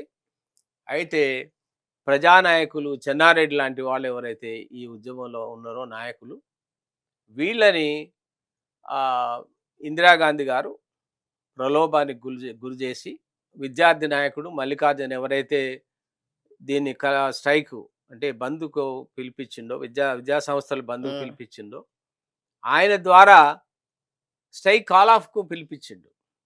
ఎవరు అప్పుడున్న ముఖ్యమంత్రి? ముఖ్యమంత్రి కాదు, ఉమ్, ముఖ్యమంత్రి కాసు బ్రహ్మానంద రెడ్డి. చెన్నారెడ్డి గారు మా ఎంబటి ఉద్యమం నడుపుతున్న ఆయన. ఉమ్, దాని అంతా పొలిటికలైజ్ చేసిండ్రు. విద్యార్థులు చేసినటువంటి ఉద్యమాన్ని అంతా రాజకీయ నాయకులు చేతులకు తీసుకొని వాళ్ళు దీన్ని శాసించే స్టేజ్కి వాళ్ళు వచ్చి వాళ్ళు దీన్ని నీరుగార్చిండ్రు. ఉహు, అప్పుడు మేము నిజంగానే ఈ ఉద్యమం కనుక కంటిన్యూ చేసుకున్నట్టయితే తెలంగాణ రాష్ట్రం అప్పుడే వచ్చేది. ఉమ్, ఇంత పెద్ద ఉద్యమం. ఇంకొకటి నేను చెప్తానండి, విద్యార్థులు ఒక సంవత్సరం చదువు పోగొట్టుకొని దెబ్బలు తిని జైలుకు పోయి వికలాంగులు మారి కేసులలో ఇరుక్కొని అనేక ఇబ్బందులు పడి ఉద్యమం చేసడం ఒక వంతు. రెండవది ఏమిటంటే ఉద్యోగస్తులు 87 రోజులు స్ట్రైక్లో ఉన్నారు. ఉమ్. అన్ని డిపార్ట్మెంట్స్ టీచర్స్ అందరు కంటిన్యూస్గా 56 రోజులు ఇండిఫినెట్ స్ట్రైక్ చేసిండ్రు. 87 రోజులు మధ్య మధ్య చేయటమే కాకుండా 56 డేస్ ఇండిఫినెట్ స్ట్రైక్ చేసిండ్రు. జీతాలు లేవు. 2 నెలలు జీతాలు లేవు. వాళ్ళకి తిండికి కూడా లేనటువంటి పరిస్థితి. ఎక్కడ షాపులలో వాళ్ళకు మరి కిరాణం అయ్యి కూడా ఇవ్వనటువంటి పరిస్థితులు కూడా అటువంటి కష్టాలను ఎదుర్కొని కూడా వాళ్ళు ఇండిఫినెట్ స్ట్రైక్లో పాల్గొన్న ఉద్యోగస్తులు అందరు. ఇటు ఉద్యోగస్తులు టీచర్స్ అందరూ స్ట్రైక్లోనే ఉన్నారు. విద్యార్థులు ఒక సంవత్సరం మొత్తం చదువు పోగొట్టుకొని ఉద్యమంలో ఉన్నారు. మరి అన్ని వర్గాలు కూడా ఆ రోజు ఉద్యమంలో ఉండి ప్రత్యేక తెలంగాణ వస్తే మాత్రమే మాకు న్యాయం జరుగుతుంది అనేటువంటి బలమైనటువంటి కోరికతోటి ఉన్నారు. అట్లాంటి ఉద్యమాన్ని క్రమక్రమంగా ఈ రాజకీయ నాయకులు ప్రవేశించి దాన్ని అంటే కాంగ్రెస్ పార్టీ పరంగా అప్పుడు ఉండేది ఎక్కువ కాంగ్రెస్ పార్టీ. అప్పుడు ఇందిరాగాంధీ ప్రైమ్ మినిస్టర్ ఉంది. ఈ చెన్నారెడ్డి ఇటువంటి వాళ్ళని పిలిచి మాట్లాడి దీన్ని స్ట్రైక్ కాల్ ఆఫ్ చేయించారు తప్ప ఇది విద్యార్థులు మేము చాలా ఫైర్ అయినాం. వీళ్ళందరూ రాజకీయ నాయకుల మీద ఎదురు తిరిగి మేము పొట్లాడినాం. నిజంగా స్ట్రైక్ కాల్ ఆఫ్ అయిన రోజు నేను ప్రత్యక్షంగా ఏంటంటే స్ట్రైక్ కాల్ ఆఫ్ అయిన రోజు మునిపంపులు అనే ఒక గ్రామంలో కన్వెన్షన్ జరుగుతున్నది, మీటింగ్ జరుగుతున్నది. ఆ మీటింగ్లో ఎవరున్నారు? కొండా లక్ష్మణ్ బాబూజీ, సదాలక్ష్మి ఉంది, నేనున్నా స్టేజ్ మీద. స్ట్రైక్ కాల్ ఆఫ్ అయినట్టు మెసేజ్ వచ్చింది. మెసేజ్ వస్తే మేమందరం లేచి పెద్ద గోల చేసినాం. ఎట్లా స్ట్రైక్ కాల్ ఆఫ్ చేస్తారు? విద్యార్థులు మేమందరం కూడా ఇంత బలిదానాలు చేసి ఇంతమంది చచ్చిపోయి 369 మంది పోలీస్ తుటాలకు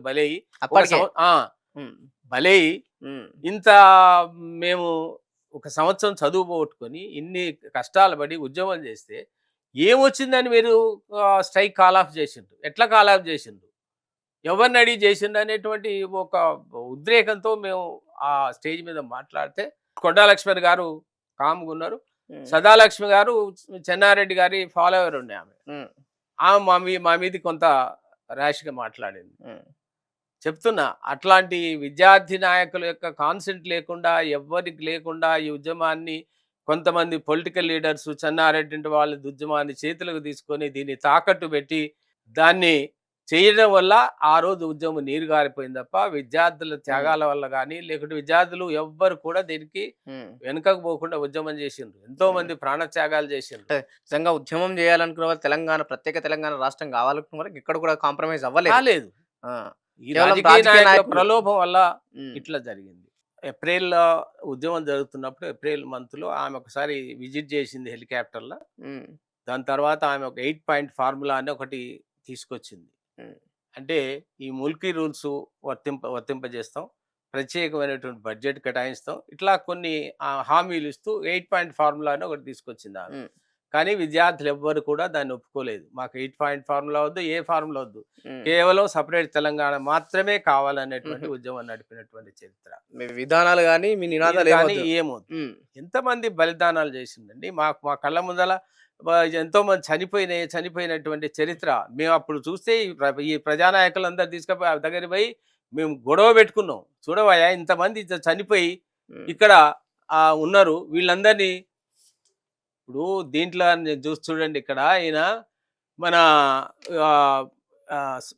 సర్వారెడ్డి అని ఒక ఆయన, తర్వాత వేణుగోపాల్ అనేటువంటి వాళ్ళు సికింద్రాబాద్ రైల్వే స్టేషన్ దాంట్లో పోలీసు వాళ్ళు నిర్దాక్షిణ్యంగా వీళ్ళని లోపలేసి పెట్రోల్ పోసి తలగబెట్టినటువంటి పరిస్థితి. దీని తర్వాత నేను చెప్తున్నా, ఇంకో వీళ్ళకి ప్రత్యక్షంగా రవి వాళ్ళ యొక్క చిన్నాయన, ఈయన ఒక విద్యార్థి నాయకుడు, ఈ శవాన్ని తీసుకొని పోయి గద్వాల్లో ఊరేగింపు చేస్తుంటే ఆ ఊరేగింపులో ఉద్రేకంలో రకరకాల కొన్ని వైలెన్స్లో అక్కడ ఓపెన్ ఫైర్ అయింది. మళ్ళీ అక్కడ ఫైర్ అయ్యి ఉమ్, అక్కడ ఫైర్ అయ్యి ఈయన మరి ఈ యొక్క సర్వారెడ్డి చనిపోతే ఈ వేణుగోపాల్ అనేటువంటి వాడిని అక్కడ ఫైరింగ్లో చనిపోయాడు. ఇట్లా చాలా మంది చనిపోయినటువంటి పరిస్థితి.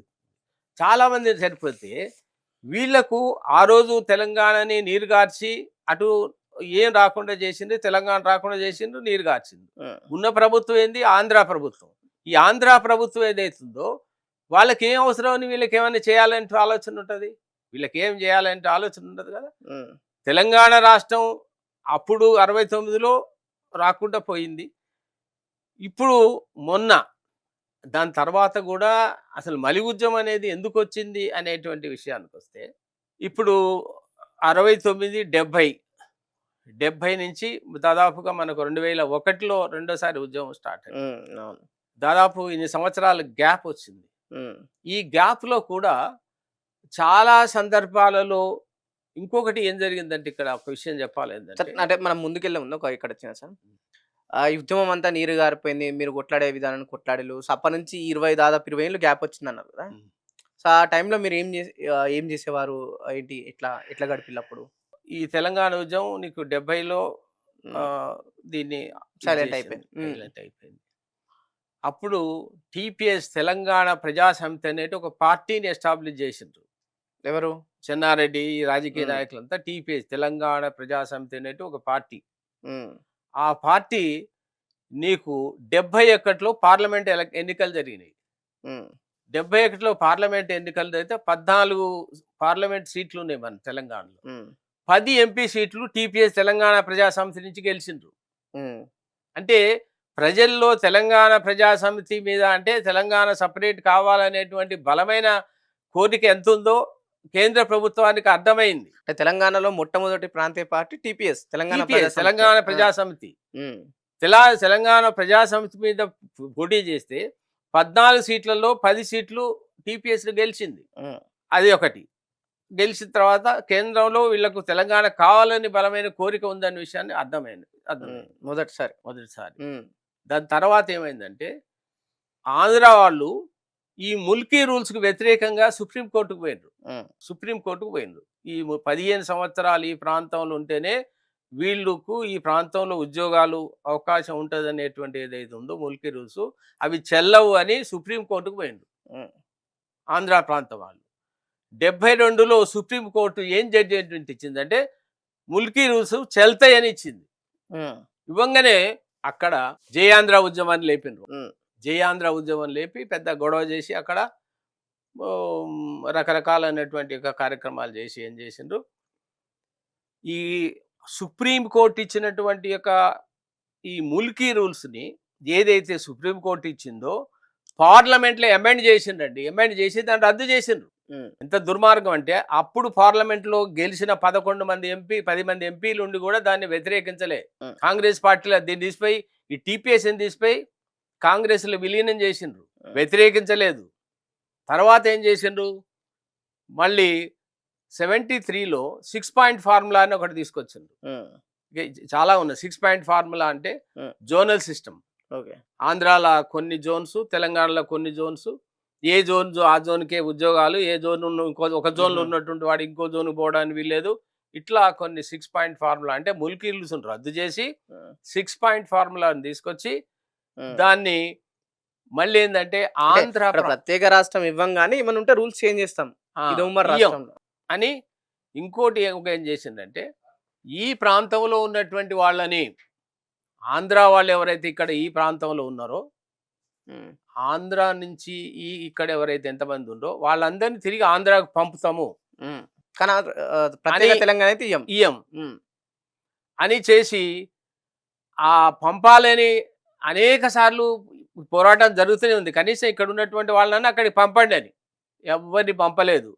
లెక్క తీసిండ్రు. ఎన్టీ రామారావు గారు ముఖ్యమంత్రి ఉన్నప్పుడు లెక్క తీస్తే దాదాపు 50,000 నుంచి 60,000 మంది ఆంధ్ర వాళ్ళు ఇక్కడ ఉద్యోగం చేస్తున్నట్టు అఫీషియల్ గా తేలింది.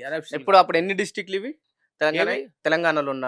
10+ హైదరాబాద్ 11 జిల్లాలో 50,000కు పైగా ఉన్న 50-60,000 మంది ఆంధ్ర వాళ్ళు ఇల్లీగల్ గా వచ్చి ఇక్కడ ఉద్యోగాలు చేస్తున్నట్టు ఉంది, తేలింది. ముల్కీ రూల్స్కి వ్యతిరేకంగా. అయితే వాళ్ళని పంపిస్తామని ఎవరిని పంపించలే. ఇదంతా ఇంటర్నల్ గా జరుగుతూనే ఉన్నది. ఇదంతా ఉద్యోగస్తులు వీళ్ళంతా అసంతృప్తిగానే ఉన్నారు.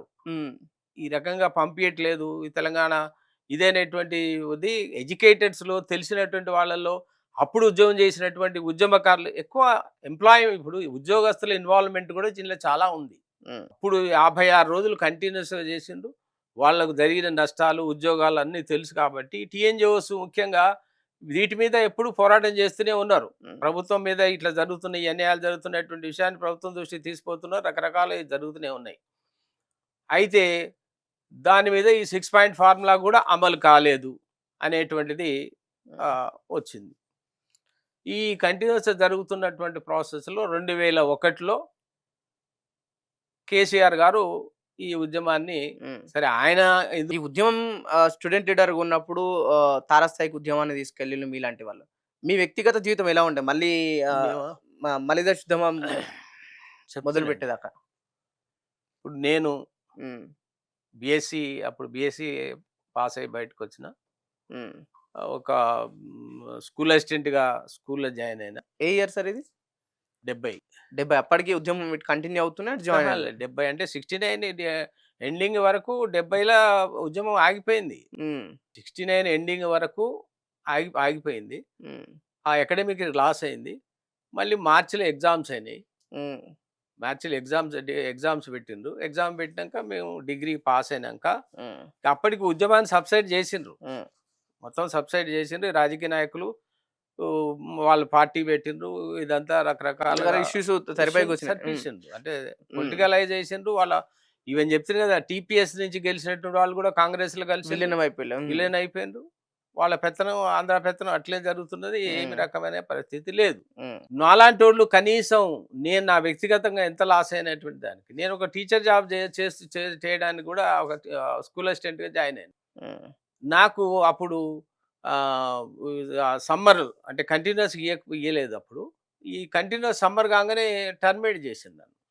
ఎందుకు టర్మినేట్ చేసిందంటే నేను చెప్తాను కదా అక్కడ ఈ లీడర్స్లో కూడా సమైక్యవాదుల వర్గం వేరే ఉంది. మళ్ళీ దాంట్లో మళ్ళీ వాళ్ళే ఈ బలమైనటువంటి యొక్క తెలంగాణ వాదులందరినీ ఎక్కడ అంచాలనేటువంటి ఆలోచనతోటి నన్ను టర్మినేట్ చేసింది. మళ్ళీ వ్యక్తిగతంగా ఉద్యోగం చేయకూడదు, స్థిరపడకూడదు. టర్మినేట్ చేస్తే నేను ఆ జిల్లా వదిలేసి రంగారెడ్డి జిల్లాకు వచ్చి అక్కడ సిఇఓ నాకు తెలిసిన అతను ఉంటే నేను అప్పటికి షార్ట్ టర్మ్లో బీఈడి చేసి దాని తర్వాత స్కూల్ అసిస్టెంట్గా ఇక్కడ జాయిన్ అయ్యి వికారాబాద్ బ్లాక్ అలాట్ చేస్తే ఆ వికారాబాద్ బ్లాక్ నుంచి బంటారం అని ఒక మామూలు విలేజ్కి నన్ను పోస్టింగ్ ఇస్తే ఈ జిల్లాలో 5 ఏళ్ళు నేను సఫర్ అయినా. ఇక్కడ నుంచి వాళ్ళ కార్నర్ అంటే అక్కడికి పోస్టింగ్ ఇచ్చింది. ఒక 5 సంవత్సరాలు నేను సఫర్ అయ్యి దాని తర్వాత లీవ్ పెట్టి ఎంఎస్సీ చేసి తర్వాత లెక్చరర్ పోయి నేను వ్యక్తిగతంగా చాలా నష్టపోయినప్పుడు. సరే, అంటే ఉద్యమం జరుగుతున్నప్పుడు మీరు మొదట్లో చెప్పిల్లు పోలీసులు 20 మంది పోలీసులు 20 నిమిషాలు కొట్టిల్లని మీరు చెప్పారు కదా. ఇంట్లో తల్లిదండ్రులు ఎప్పుడు కూర్చోబెట్టలేరా? ఎందుకు మనకి ఇది చదువుకుంటున్నాం, మంచి ఉద్యోగం చేసుకుందాం, అప్పుడున్న సిచ్యువేషన్ నల్గొండ అంటే మనకు ముందుగా గుర్తొచ్చే రౌడీజము లేదంటే మావోయిజం ముఖ్యంగా గుర్తొచ్చాయి. ఇవన్నీ పరిస్థితులు ఇవన్నీ మీకు చెప్పలేరా? ఇంకొక విషయం కూడా మీకు చెప్పాలి. అసలు మేము ఇంటికే పోని పరిస్థితి, అసలు ఇళ్ళకు కూడా పోయినటువంటి తల్లిదండ్రులకు తెలియదు. మీ తల్లిదండ్రులు ఏం జరుగుతున్నాయి అనేటువంటి నా మీద లారీ చార్జ్ అయిన సంగతి నేను హాస్పిటలైజ్ అయింది కూడా మా ఇంట్లో తెలియదు. స్టేషన్లో కూతుంది, రోడ్లలో ఏం తెలియదు.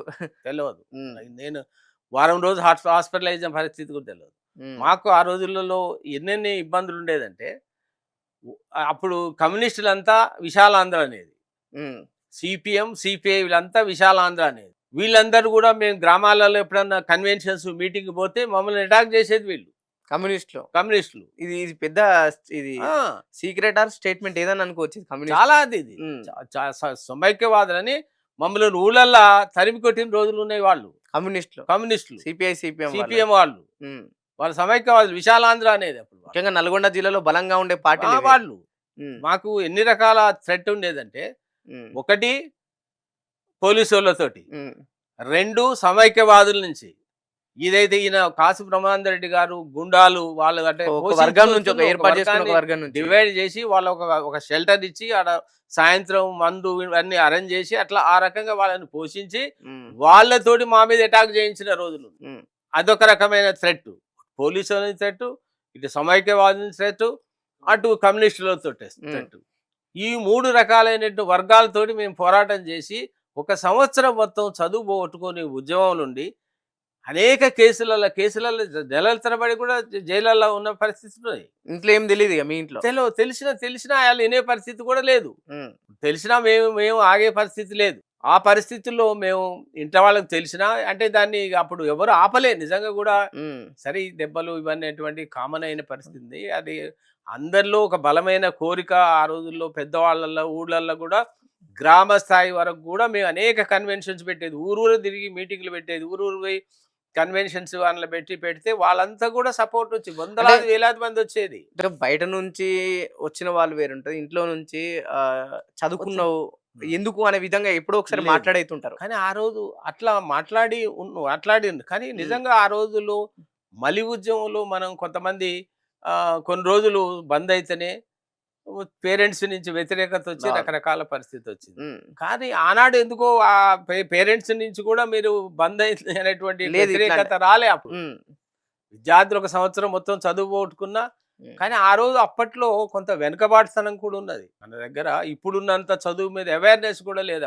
అప్పుడు అవేర్నెస్ లేదు. మరి ఆ టైంలో పేరెంట్స్ కూడా వ్యతిరేకించలేదు. మేము కూడా పేరెంట్స్కు జరిగిన ఈ దెబ్బలు కానీ ఇవన్నీ చెప్పనటువంటి పరిస్థితిలో ఉద్యమంలో పాల్గొన్నటువంటి పరిస్థితి. కాబట్టి ఆ రోజు అట్లా ఆ కార్యక్రమం జరిగింది. నేను వ్యక్తిగతంగా కూడా చాలా నష్టపోయాను. సో అక్కడ నుంచి వికారాబాద్ వెళ్ళిందన్నారు. వికారాబాద్ ఎక్కడ ఉద్యోగమా ఏంటి సార్? టీచర్ స్కూల్ అసిస్టెంట్ గా అంటే primary upper primary school head master గా చేసిన. మామూలు విలేజ్. ఒక బస్సు ఉండేది నల్గొండ హైదరాబాద్ నుంచి అక్కడికి.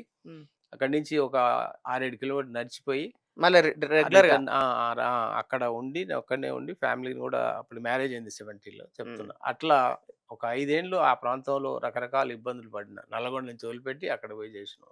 దాని తర్వాత చాలా పోరాటం చేసి గట్కేసర్ వచ్చి అక్కడ ఒక 4-5 ఏళ్ళు అక్కడ చేసినాక ఎక్కడ గట్కేసర్లో హై స్కూల్లో లీవ్ పెట్టి ఎంఎస్సి చేసిన. అంటే నేను అసలు ఫస్ట్ టీచర్గా ఎంటర్ కాకముందు ప్రీవియస్ ఉస్మానియాలో కెమిస్ట్రీతో ప్రీవియస్ వదిలిపెట్టి ఫ్యామిలీ పరిస్థితుల్లో జాబ్కి పోయినా.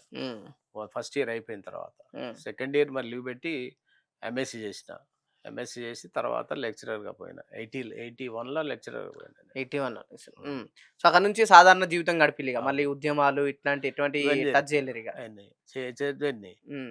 దాదాపు 2001 వరకు సైలెంట్గా ఉన్నారు, సాధారణ జీవితం గడుపుతూనే ఉన్నారు ఇక. అంటే జాబ్లో నేను 2001 తెలంగాణ ఉద్యమం స్టార్ట్ అయింది. కానీ నేను 2004 వరకు 2004 వరకు నేను లెక్చరర్గా ఉన్నా. నేను 2004లో రిటైర్ అయినా. 2004 రిటైర్ అయిన తర్వాత అప్పటి ఉద్యమ చరిత్ర ఉన్నది కాబట్టి ఏదైనా కార్యక్రమాలు ఉంటే నన్ను ఇన్వైట్ చేసేవాళ్ళు వీళ్ళు. మలి ఉద్యమంలో ఇప్పుడు మలి ఉద్యమం స్టార్ట్ అయినప్పుడు జయశంకర్ లాంటి వాళ్ళు ఈయనను అసలు ప్రోత్సహించి కేసీఆర్ని ప్రోత్సహించింది ఎవరండి? జయశంకర్ 69 ఉద్యమంలో ఉన్నటువంటి వ్యక్తి. ఆనాడు ఉన్నటువంటి చరిత్ర తెలిసినటువంటి వ్యక్తి ఆయన. ఆయన ప్రోత్సాహంతో ఈయన కేసీఆర్ గారు ఉద్యమంలోకి వచ్చిండు. అయితే నేనేమంటున్నంటే మలి ఉద్యమంలో అంటే 2001లో వీళ్ళు స్టార్ట్ చేసినప్పుడు వీళ్ళు అప్పుడప్పుడు నాతో కలిసేది, ఇన్వైట్ చేసేది. కానీ నేను రిటైర్ అయిన తర్వాత మళ్ళీ ప్రత్యక్షంగా 2వ ఉద్యమంలో కూడా పాల్గొన్నాను. సో అప్పుడు మీరు చేసిన ఉద్యమానికి, తొలిదశ ఉద్యమానికి మలిదశ ఉద్యమానికి తేడా ఎట్లా నడిచింది ఇక్కడ? జరిగిన ఉద్యమం అదొక చారిత్రాత్మక ఉద్యమం అని ఇంతకుముందు చెప్పిన నేను. ఎందుకంటే 1 సంవత్సరం మొత్తం చదువు పోగొట్టుకొని విద్యార్థులు 369 మంది పోలీస్ తూటాలకు బలై చనిపోయినటువంటి చరిత్ర. అదేవిధంగా ఉద్యోగస్తులు నిరవధికంగా దాదాపు 56 రోజులు, ఇండైరెక్ట్గా 87 రోజులు మీకు ఆ ఉద్యోగాలను పోకుండా నష్టపోయినటువంటి చరిత్ర ఉంది. అనేక మంది కేసులలో ఇరుక్కొని జైలుకి పోయి విపరీతంగా లాఠీ దెబ్బలు తిని అనేక రకాల ఇబ్బందులు పడి జీవితంలో నష్టపోయి ఇప్పటికి కొంతమంది సజీవ సాక్షులుగా నేను 69 తెలంగాణ ఉద్యమకారుగా ప్రెసిడెంట్గా స్టేట్ అంతా తిరుగుతున్న పరిస్థితిలో చాలామంది అనారోగ్యపరమై ఆర్థిక ఇబ్బందులతోటి చాలా బాధపడుతున్నటువంటి వాళ్ళు రోజు ఒక 10 మంది నాకు ఫోన్ చేస్తుంటారు. అదే సార్, ఇప్పుడు మీలాంటి వాళ్ళు ఎంత కష్టపడి వ్యక్తిగతంగా నష్టపోయి ఆర్థికంగా నష్టపోయి ఉద్యోగాలు రాక అంత కష్టపడ్డ వాళ్ళు ఈ 2001 నుంచి కేసీఆర్ పేరు ఎందుకు ప్రత్యేకంగా వినిపించాల్సి వచ్చింది ఇక్కడ? కేసీఆర్ ఒక్కటే అనిగా కేసీఆర్ ఒక్కటి పేరే అంటే కేసీఆర్ తో పాటు ఉమ్, ఈ మనకు కోదండరాములు జేఏసీని ఫామ్ చేశారు. ఉమ్, ప్రతి జిల్లాలో జేఏసీ ఫామ్ అయింది. మేము జేఏసీలో మెంబర్స్గా ఉన్నాం. మీరు మేము ఉమ్, ఉమ్, జేఏసీలో డిస్ట్రిక్ట్ కో చైర్మన్గా ఉన్నా జేఏసీలో. నాకు సంబంధించి నేను బ్యాక్వర్డ్ క్లాస్ ఆర్గనైజేషన్లో మొదటి నుంచి ఉన్నా. నా ఎంబటి ఫాలోయర్స్ చాలా మంది ఉన్నారు. ఉమ్, మలి ఉద్యమంలో కూడా దాదాపు 31 రోజు రిలే నిరాదీక్ష, రోజు ఒక క్యాస్ట్ నేను రిలే నిరాదీక్ష చేయించి ఉద్యమం నడిపించిన. ఉమ్, చాలా మీటింగ్స్ పెట్టిన. ఇందులో ఉన్నటువంటి యొక్క చాలా మంది సోకాళ్ళు ఈటెల రాజేందరు, లక్ష్మణ్, వీళ్ళందరూ బీజేపీలు వీళ్ళందరినీ పిలిచి, విమలక్క వీళ్ళందరినీ పిలిచి చాలా మీటింగ్స్ కండక్ట్ చేసి నేను ఆ రోజు నుంచి కూడా ఒక స్లోగన్, సామాజిక తెలంగాణ కావాలి. అప్పుడే ప్రత్యేక తెలంగాణ రాష్ట్రం రాకముందే మొన్న సామాజిక తెలంగాణ. నేను సామాజిక తెలంగాణ అనే వాయిస్ ని చాలా మీటింగ్ లో మాట్లాడిన. ఉమ్, ఎందుకంటే సామాజిక తెలంగాణ వస్తేనే నిజమైన న్యాయం జరుగుతుంది. ఇక్కడ ఉన్నటువంటి తెలంగాణ ఉన్నటువంటి పెత్తందారితనం నీకు ఒక రకంగా కొన్ని సంవత్సరాలు ఆంధ్ర పెత్తందారితనాన్ని చూసినాం మనం. ఉమ్, భవిష్యత్తులో ఇక్కడ సొంత రాష్ట్రం ఉన్నటువంటి కొన్ని అగ్రవర్ణాల యొక్క పెత్తందారితనం కూడా ఇక్కడ ఉంటది అనేటువంటి ఆలోచన నాకున్నది. అప్పుడే గమనించాలి ఈ విషయాన్ని. ఉమ్, గమనించి నేను సామాజిక తెలంగాణ కావాలి అనేటువంటి నినాదాన్ని నేను చాలాసార్లు వినిపించిన. కోదండరాం లాంటి వాళ్ళు ఇట్లాంటి వాళ్ళు మీటింగ్లు నేను మాట్లాడినప్పుడు ఏమందంటే, ముందు భౌగోళిక తెలంగాణ రానియండి, ఉమ్, భౌగోళిక తెలంగాణ వచ్చిన తర్వాత అప్పుడు సామాజిక తెలంగాణ గురించి మాట్లాడదాం ఉమ్, అన్నటువంటి యొక్క పరిస్థితులు ఉన్నాయి. నేను ఆ కోణంలోనే మలి ఉద్యమంలో కూడా పాల్గొన్నా. మలి ఉద్యమంలో కూడా ఈ సామాజిక కోణంలో ఆలోచించి చాలాసార్లు నేను మాట్లాడిన సందర్భాలు. సో అక్కడ నుంచి రకరకాల ఉద్యమాలు తీవ్ర స్థాయికి చేరుకున్నాయి. మిలియన్ మార్చ్ కావచ్చు, వంట వార్పు, రకరకాల ప్రోగ్రామ్స్ ఆర్గనైజ్ చేశారు. అన్నిట్లో పాల్గొన్నాం, అన్నిట్లో పార్టిసిపేట్ చేసిన, అన్నిటిని ముందుకు తీసుకుపోయి అన్ని కార్యక్రమాలు చేసినాం. నేను ఇప్పుడు ఉన్నటువంటి వాటిలలో కూడా ఎక్కడున్నా ఏ మీటింగ్ అయినా నన్ను పిలిచేది, నా వాయిస్ ఇచ్చేది, అంతా చేసింది. సో ప్రతి ఉద్యమం తీసుకుంటే ముఖ్యంగా ఇప్పుడున్న ఒక పొలిటికల్ పార్టీ పేరు గురించి ప్రస్తుతం ఉన్న సిచ్యువేషన్ మాట్లాడుకోవాల్సిన పరిస్థితి ఏర్పడుతుంది. సో ఎందుకు ఆ రీజన్ ప్రత్యేకంగా మన ఉందంటారు అట్లా? పొలిటికల్ పార్టీ అంటే మనకు ఇప్పుడు టిఆర్ఎస్ అనేది తెలంగాణ రాష్ట్ర సమితి, తెలంగాణ రాష్ట్ర సాధన కోసమే పుట్టింది అనేటువంటి యొక్క వాదన వాళ్ళకు ఉన్నటువంటి యొక్క పరిస్థితి. అది నీకు ఫస్ట్ ఫేజ్లో నీకు దాని మీదనే, ఆ తెలంగాణ వాదం మీదనే గెలిచినటువంటి యొక్క 2014లో గెలిచి. ఒక చిన్న సంఘటన నేను చెప్తానండి. తెలంగాణ రాష్ట్రం 2014లో వచ్చింది. 2 జూన్ దాన్ని 13 1 ఇయర్ మనకు ప్రెసిడెంట్ రూల్ నడిచింది కదా. అది వచ్చిన తర్వాత 2014 మొన్న అది సార్, అదే మనకు అంతకుముందు అనౌన్స్ అయింది 2014 నుంచి ఎలక్షన్ వచ్చింది. 14 2 జూన్ అది అవతరణ దినోత్సవం జరుపుతున్నారు. తెలంగాణ అవతరణ దినోత్సవం జరుపుతుంటే మేము జేఏసీలో ఉండి అన్ని రోజులు నిజంగా ఆ ఏజ్లో కూడా మేము రోజు బస్ బంధులో పాల్గొనేది, రైలు బంధులో పాల్గొనేది, అరెస్ట్లు అయ్యేది, ఇవన్నీ రోజు కార్యక్రమాలు చేస్తూనే ఉన్నాం. ఉద్యమంలో రకరకాల నిరాహార దీక్షలు ఇవన్నీ చేస్తున్నాం. మేము అందరం కూడా ఎదురుగా కూర్చొని ఉన్నాం. ఆ స్టేజ్ మీదకి మమ్మల్ని పిలవలేదు. ఆ స్టేజ్ మీద సన్మానం చేసే వాళ్ళని ఎవరిని చేస్తుండ్రు, ఎవడో కవులట, కళాకారులు ఎవరో కొంతమంది ఎక్కడెక్కడోళ్ళో తెలియదు, ఒక్కడున్నాడు ఉద్యమంలో పాల్గొన్నోళ్ళు కాదు, ఎవరు కాదు, వాళ్ళని సన్మానం చేస్తున్నారు. మేము ప్రేక్షకులు ఎదురుగా కూర్చోవాల్సిన పరిస్థితి. కనీస గౌరవం కూడా లేదు. స్టేజ్ మీద పిలిచే పరిస్థితి లేదు. ఒక శాలువా కప్పి గౌరవించే పరిస్థితి కూడా లేదు. నేను దాన్ని తీవ్రంగా ఖండించిన. నేను వెంటనే కలెక్టర్ గారితో మాట్లాడినా, ఇదేం పరిస్థితి సార్, అసలు తెలంగాణ ఉద్యమంలో మేము పోరాటం చేసి మేము నిత్యం దెబ్బలు తిని రకరకాల రెండో ఉద్యమంలో కూడా పాల్గొన్నటువంటి పరిస్థితి. మమ్మల్ని కనీసం గౌరవించకుండా వీళ్ళంతా ఎవరు, ఇక్కడన్నా ఎప్పుడన్నా తెలంగాణ ఉద్యమంలో పాల్గొన్న వీళ్ళవారు కాదు కదా, వాళ్ళని మీరు సన్మానం చేస్తున్నారు, కనీసం గౌరవం కూడా మాకు లేనట్టు పరిస్థితి అని నేను తీవ్రంగా ఖండిస్తే అప్పుడు పిలిచి ఏదో శాలో కప్పిండు తప్ప అంతవరకు అసలు తెలంగాణ ఉద్యమకారులను గురించి పట్టించుకున్నది లేదు. దాని తర్వాత కూడా వాస్తవంగా చెప్తున్నా ఏంటంటే, ఆ రోజు నుంచే నేను ఎప్పుడైతే ఉద్యమకారులకు సరి అయినటువంటి గౌరవం దక్కలేదు, ఈ ప్రభుత్వంలో దక్కుతుందనే నమ్మకం లేదు అనే ఉద్దేశంతోనే నేను ఈ యొక్క 69 ఉద్యమకారులందరినీ గ్యాదర్ చేయాలనేటువంటి సంకల్పంతో నేను రాష్ట్ర వ్యాప్తంగా అన్ని జిల్లాలు తిరిగి అప్పటి ఉద్యమకారులందరినీ కూడా సమకూర్చి అన్ని జిల్లాలలో కమిటీలు వేసి అక్కడ ఉన్నటువంటి వాళ్ళతో అప్పటి ఉద్యమకారుల యొక్క సమాచారాన్ని సేకరించి ఒక కన్సాలిడేటెడ్ డేటా కలెక్ట్ చేసి తెలంగాణ ఏర్పడినటువంటి 2014 నుంచి జూన్ తర్వాత 2000 ఆగస్టులో నేను నల్గొండ ఒక పెద్ద మీటింగ్ పెట్టి ఉద్యమకారులను ఆదుకోవాలి, ఉద్యమకారుల యొక్క డిమాండ్స్ను పరిష్కరించాలి. ముఖ్యంగా నేను 69 ఉద్యమకారుల గురించి ఎందుకు నేను ఎక్కువగా వేసిందంటే, పాపం అప్పుడు ఉద్యమంలో పాల్గొన్నారు, రెండోసారి ఉద్యమంలో కూడా పాల్గొన్నారు. అందరి వయసు కూడా దాదాపు ఇప్పుడైతే 80, నా వయసు ఇప్పుడు 80 ఏళ్ళు. అందరూ 75 నుంచి 80 మధ్యలో ఉన్నటువంటి వాళ్ళు.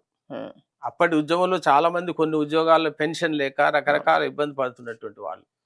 వాళ్ళని కనీసం గౌరవించండి, వాళ్ళ తెలంగాణ ఉద్యమకారులకు గౌరవించి కనీసం వాళ్లకు పెన్షన్ సౌకర్యం కల్పించండి, వాళ్లకు ఆరోగ్య భద్రత కల్పించండి, ఉచిత వైద్య సౌకర్యం కల్పించండి. కానీ ఇప్పుడు ఈ రెండు ప్రభుత్వాలు చూసుకుంటే, కేసీఆర్ ప్రభుత్వం కావచ్చు, ఇప్పుడున్న రేవంత్ సర్కార్ కావచ్చు, ఎవరు వచ్చినా సరే ఉద్యమకారులను ఆదుకుంటాం, అధికారంలోకి మమ్మల్ని గెలిపించండి, ఉద్యమకారులు మాకు సపోర్ట్ చేయండి ఇద్దరు మాట్లాడారు. అధికారంలోకి వచ్చిన తర్వాత మీరు చెప్తున్నట్టు కేసీఆర్ ఏం చేయలేరని చెప్తున్నారు, ఇప్పుడు వచ్చిన రేవంత్ రెడ్డి కూడా ఈ 2 ఏళ్ల ఉద్యమకారులకు ఏం చేయలేరని చెప్తున్నారు. సో వాళ్ళకు ఏం తెలుసుకున్నారు ఇక్కడ నుంచి? కేసీఆర్ పరిస్థితి ఏంటంటే, అసలు ఎవ్వరు ఉద్యమకారులు కాదు, ఎవరు ఉద్యమం చేస్తే తెలంగాణ రాలేదు, నేను ఒక్కడనే ఉద్యమకారుణ్ణి, నేను చావు నోట తలకాయ పెడితేనే తెలంగాణ వచ్చింది అని ఏ ఉద్యమకారుని గురించి మాట్లాడడం కానీ, ఏ ఉద్యమకారుని గురించి మరి ఆలోచించడం కానీ, కనీసం వాళ్ళను పిలిచి మాట్లాడడం కానీ చేయలేదు. ఒక చిన్న ఉదాహరణ ఏమిటంటే, నేను నల్గొండలో ఒక మీటింగ్ పెట్టి సభలాగా 69 ఉద్యమకారుల మీటింగ్ పెట్టి దానికి నాయన్ నరసింహారెడ్డి 69 తెలంగాణ ఉద్యమంలో పాల్గొన్నాడని ఆయనను పిలిచి మీటింగ్లో పెద్ద ఎత్తున అక్కడ ఉన్నటువంటి లీడర్స్ అందరిని పిలిచి నాకున్నట్టు పరిస్థితిలో పెట్టిన. నాయన్ నరసింహారెడ్డి గారు ఇప్పుడు లేరు, అప్పుడు కేసీఆర్ గారు బయటికి పోయినరు. వచ్చి నువ్వు ఏ మీటింగ్ పోయినావు, పలాని మీటింగ్ పోయినావు, ఏమైనా హామీలు ఇచ్చినవా, ఇయ్యలేదు, ఎక్కడ ఏమి హామీ ఇవ్వద్దు అని ఇన్స్ట్రక్షన్స్ ఇచ్చినటువంటి ఒక పరిస్థితి. ఆ రకంగా ఆ ప్రభుత్వంలో కనీసం పట్టించుకోలేదు. మేము అనేక కార్యక్రమాలు చేసినాం. తెలంగాణ కేసీఆర్ ప్రభుత్వంలో చాలా రిప్రజెంటేషన్ ఇచ్చినాం, ధర్నాలు చేసినాం, సభలు పెట్టినాం, రకరకాలైనటువంటి కార్యక్రమాలు చేసి అసలు తెలంగాణ ఉద్యమకారులకు మీరు వాళ్ళని ఆదుకోవాలి, వాళ్ళ యొక్క పరిస్థితులను గమనించి వాళ్లకు పెన్షన్ వసతి ఇట్లా కల్పించాలనేటువంటి డిమాండ్ తోటి మన తెలంగాణ రాష్ట్రంలో అన్ని జిల్లాల్లో అనేకమైన మీటింగులు పెట్టి హైదరాబాద్లో చాలా కార్యక్రమాలు చేసి ప్రభుత్వం దృష్టికి తీసుకుపోయినా కనీసం ఎన్నడూ పిలిచి మీరు ఏంది, మీ డిమాండ్స్ ఏంది అని కూడా ఎన్నడూ అడిగినటువంటి పరిస్థితి ఆయన పరిస్థితి. సార్ 69 ఉద్యమంలో రకరకాల పరిస్థితులు ఉన్నాయి. చాలా మంది మీరు ఇందాక మాట్లాడినట్టు ఒక్కొక్కరు ఏజ్ ప్రస్తుతం ఉన్న సిచ్యువేషన్ 70, 75, 80 మీలాంటి వరకు 85 సంవత్సరాలు నిండినాయి. ప్రస్తుతం వాళ్ళు ఏం చేసుకొని బ్రతకాలని కొంతవరకు ఇబ్బంది ఉంది. సరే కొందరికి ఆస్తులు ఉన్నాయి, స్థిరంగా ఉన్న వాళ్ళు ఉన్నారు. చాలా 95% వాళ్ళు పని చేస్తే కానీ బతకని స్థితిలో లేరు. సో వాళ్ళకి ప్రభుత్వాలు ఏమిస్తే బాగుంటుంది, మీరేం కోరుకుంటారు? 69 తెలంగాణ ఉద్యమం జరిగి ఇప్పుడు దాదాపు 56, 57 సంవత్సరాలు అయింది. ఉద్యమకారులంతా కూడా 75, 80, 85 ఏళ్ల మధ్యలో ఉన్నారు. ఇక్కడ కొంతమంది గవర్నమెంట్ జాబులు ఉండి రిటైర్ అయిన వాళ్ళు, కొంత పెన్షన్ ఉన్నటువంటి వాళ్ళు ఉన్నారు. చాలామంది అప్పట్లో కేసులలో ఉండి ఉద్యోగాలు రాక ఇప్పటి వరకు సజీవులుగా ఉన్నటువంటి వాళ్ళు ఉన్నారు. అప్పట్లో కొన్ని డిపార్ట్మెంట్లో పెన్షన్ రాకుండా ఉన్నటువంటి వాళ్ళు ఉద్యమంలో పాల్గొన్నటువంటి వాళ్ళు ఉన్నారు. మేము ప్రధానంగా ఏం డిమాండ్స్ మేము పెట్టినామంటే, అసలు మమ్మలను ఉద్యమకారులుగా గుర్తించండి, ఫస్ట్ రికగ్నైజ్ చేయండి, చేసి ఒక ఉద్యమకారుడుగా ఒక గుర్తింపు కార్డు ఇవ్వండి, ఇచ్చి వాళ్లకు గౌరవప్రదమైన పెన్షన్ సౌకర్యం కల్పించండి. ఇంత అని మేము అడగలే, గౌరవప్రదమైన పెన్షన్ సౌకర్యం కల్పించండి. బేసిక్ నెల రోజులు గడిచే ఒక గౌరవప్రదమైన పెన్షన్ సౌకర్యం. చాలా మంది 75, 80 సంవత్సరాలు ఉండి అనారోగ్యంతో బాధపడి ఆర్థిక ఇబ్బందులు, ఏ ప్రైవేట్ హాస్పిటల్ పోవాలని లక్షల రూపాయలు కావాల్సిన పరిస్థితి. చాలా మంది ఏజ్ పరంగా పెరాలసిస్ వచ్చి రకరకాల గుండె జబ్బులతో రకరకాల మంది బాధపడుతున్నటువంటి వాళ్ళు, ఆర్థిక ఇబ్బంది ఉన్నటువంటి వాళ్ళు, అనారోగ్యంతో బాధపడుతున్నటువంటి వాళ్ళు రాష్ట్ర వ్యాప్తంగా ఉద్యమకారులు చాలా మంది నాకు ఫోన్ చేసి మాట్లాడుతుంటారు. నేనేమన్నా అంటే వాళ్ళకు ఉచిత వైద్య సౌకర్యం కల్పించండి. ఇక్కడ ఉచిత వైద్య సౌకర్యం కల్పించండి. వీలైతే నీకు ఉచిత బస్ సౌకర్యం కల్పించండి. ఇవి మేము అడిగినటువంటి యొక్క డిమాండ్స్. ఇందులో ఇంకొకటి ఏందంటే చాలామంది ఇప్పటికే 300 మంది మమ్మల్ని విడిచి వెళ్ళిపోయినరు. నేను ఈ 12 ఏళ్ల నుంచి ఈ వీళ్ళ యొక్క డేటా కలెక్ట్ చేస్తూ తిరుగుతున్నటువంటి అప్పటికి ఇప్పటికే చాలా మంది పోయినరు. ఈ 12 ఏళ్లలోనే ఈ 12 ఏళ్లనే చాలా మంది పోయినరు. నేను చాలా మంది సంతాప సభలు పెట్టి సంతాపాలు తెలియజేసేటటువంటి పరిస్థితి నేను ప్రత్యక్షంగా రాష్ట్ర వ్యాప్తంగా తిరుగుతున్నటువంటి పరిస్థితి. ఆ మిగిలిన కొద్ది మందికయ్యా కొద్ది మందికి మీకు ఈ చిన్న డిమాండ్స్ ని పరిష్కరించలేరా? గుర్తించండి, గుర్తించండి. ఉద్యమకారుల కొంతమంది ఎట్లున్నారంటే అదే నేను ఇంత త్యాగం చేసి ఆ రోజు దెబ్బలు తిని జైల్లోకి పోయి అనేక ఇబ్బందులు పడి ఇన్ని త్యాగాలు చేస్తే కనీసం ఒక గుర్తింపు కూడా ఇవ్వరానే, కనీస గౌరవం కూడా ఇవ్వరా? అసలు మేము ఉద్యమం చేయకపోతే మీరు ఈ తెలంగాణ రాష్ట్రం ఎట్లా వచ్చేది? ఈ త్యాగాలు లేకపోతే ఇన్ని ప్రాణత్యాగాలు చేసి దుర్జయం చేయకపోతే తెలంగాణ రాష్ట్రం రాకపోతే మీరు మంత్రులు అయ్యే వాళ్ళ, ముఖ్యమంత్రులు అయ్యే వాళ్ళ, ఈ రాష్ట్రంలో మీరు అధికారం చెలాయించే వాళ్ళ?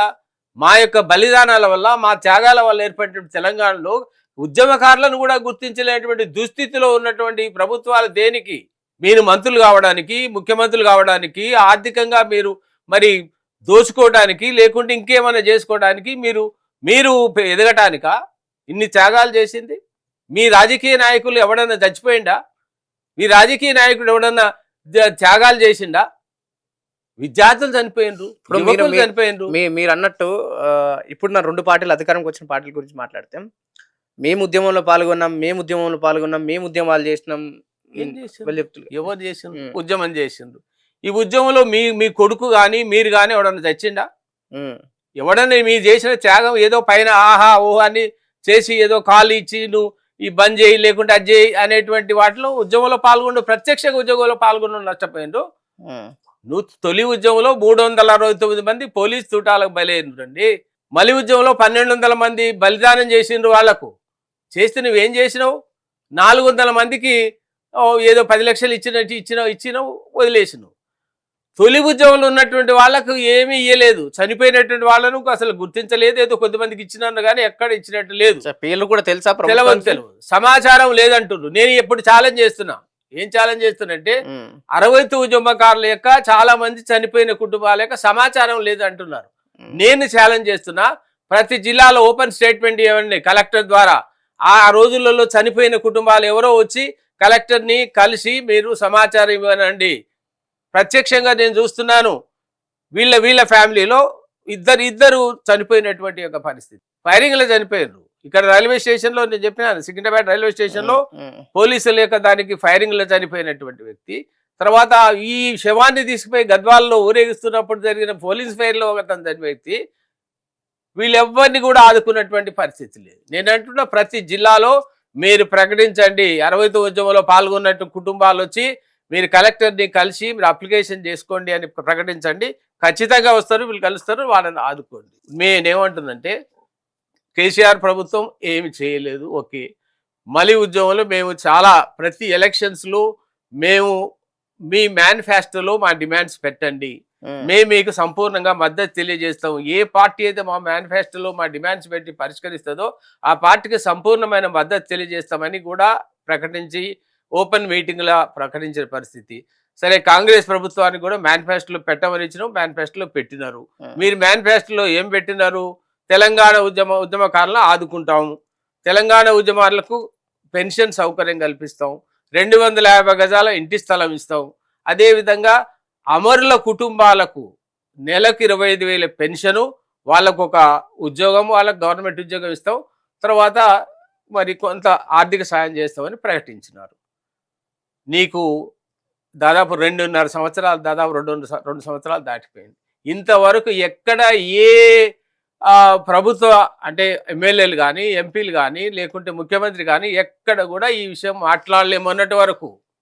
మేము చాలాసార్లు అనేక మీటింగులలో మేము ఖచ్చితంగా చెప్పినాం, మీరు ఇచ్చినటువంటి హామీలో ఇది ఉద్యమకారులు ఆదుకుంటామని ఉన్నది. ఇంతవరకు ఎవ్వరు కూడా ఎక్కడ ఈ విషయాన్ని మాట్లాడలేదు అని చెప్పినాం.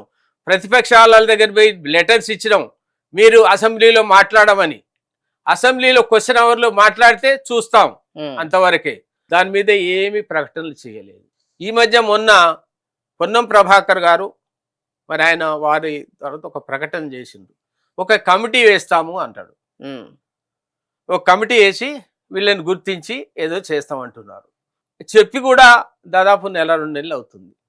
ఇంతవరకు దాని గురించి మళ్ళీ ఫర్దర్గా ఏమీ లేదు. ఉమ్, కమిటీ వేస్తారా ఏరా తెలియదు, కమిటీ వేసే దాని యొక్క పరిధులు ఏమిటి తెలియదు, చెప్తున్నారు తప్ప ఇంతవరకు ఏమీ లేదు. ఉమ్, కాబట్టి మీరు చేయాలనుకున్నటువంటి ఆ ప్రభుత్వం మోసం చేసింది. మీరు కూడా నిర్దిష్టమైనటువంటి ఇచ్చిన హామీలను కూడా ఇంతవరకు ఏం నెరవేర్చలేదు. ఓ కమిటీ అంటున్నారు, కమిటీ లేదు, ఏమి లేదు. కాబట్టి మేము ఏమంటున్నాం అంటే కమిటీ చేసి కాలయాపన చేయకుండా మీరు ఒక క్యాబినెట్ డిసిషన్ తీసుకొని దీని మీద ఈ ఈ యొక్క హామీలను నెరవేరుస్తాం, ఈ టైం బౌండ్ పెట్టి చేయండి. రైట్. ఇది 69 ఉద్యమకారులకు ఖచ్చితంగా ప్రభుత్వం న్యాయం చేయాలి. ఎంతోమంది ఇప్పటికే నేను అంటే ఇప్పుడున్న మేము సేకరిస్తున్న ఈ సమాచారం లాంటి 12 ఏళ్ళు సేకరిస్తున్న క్రమంలోనే చాలామంది ఉద్యమకారులు మరణించారు. ఇప్పటికైనా ఉన్న కొంతమంది ఉద్యమకారులను ఆదుకోండి. ఇప్పటికే సరే కేసీఆర్ ప్రభుత్వం ఇట్లాగో చేయలేదు. అందుకే కేసీఆర్ ప్రభుత్వాన్ని మాలాంటి ఉద్యమకారులు కావచ్చు, ఇక్కడున్న నేతలు అందరు తీసి పక్కన పెట్టిళ్ళు. రేవంత్ సర్కార్ ఇప్పటికైనా పట్టించుకోవాలి. ఏదో కమిటీ వేస్తున్నాం, అదే వేస్తున్నాం అని కాలయాపన చేస్తుంది తప్ప ఎక్కడ కూడా నిజంగా నిక్కాస్గా కొట్లాడిన ఉద్యమకారులని ఎప్పుడు కూడా ఈ ప్రభుత్వం పట్టించుకోలేదు. మీరన్నా పట్టించుకోని చెప్పేసి కూడా చెప్పడం జరుగుతుంది. చూద్దాం ఉద్యమకారులకు ఏ విధమైన స్థానం ఇస్తుంది తెలంగాణ ప్రభుత్వం. ఇప్పటికే లాస్ట్ టైం మనం కొంతమంది సన్మానం చేసినప్పుడు చూసినాం. కొంత వాళ్ళకి ఆర్థికంగా సాయం చేసే ప్రయత్నం చేసిన ప్రభుత్వం. నిజంగా 69 ఉద్యమకారులను ఏ విధంగా ఆదుకునే అవకాశం ఉంది అనే విషయం మనకు అసలు వేచి చూడాల్సిన అవసరం ఉంది. చూస్తూనే ఉండండి ఆంధ్రప్రభ.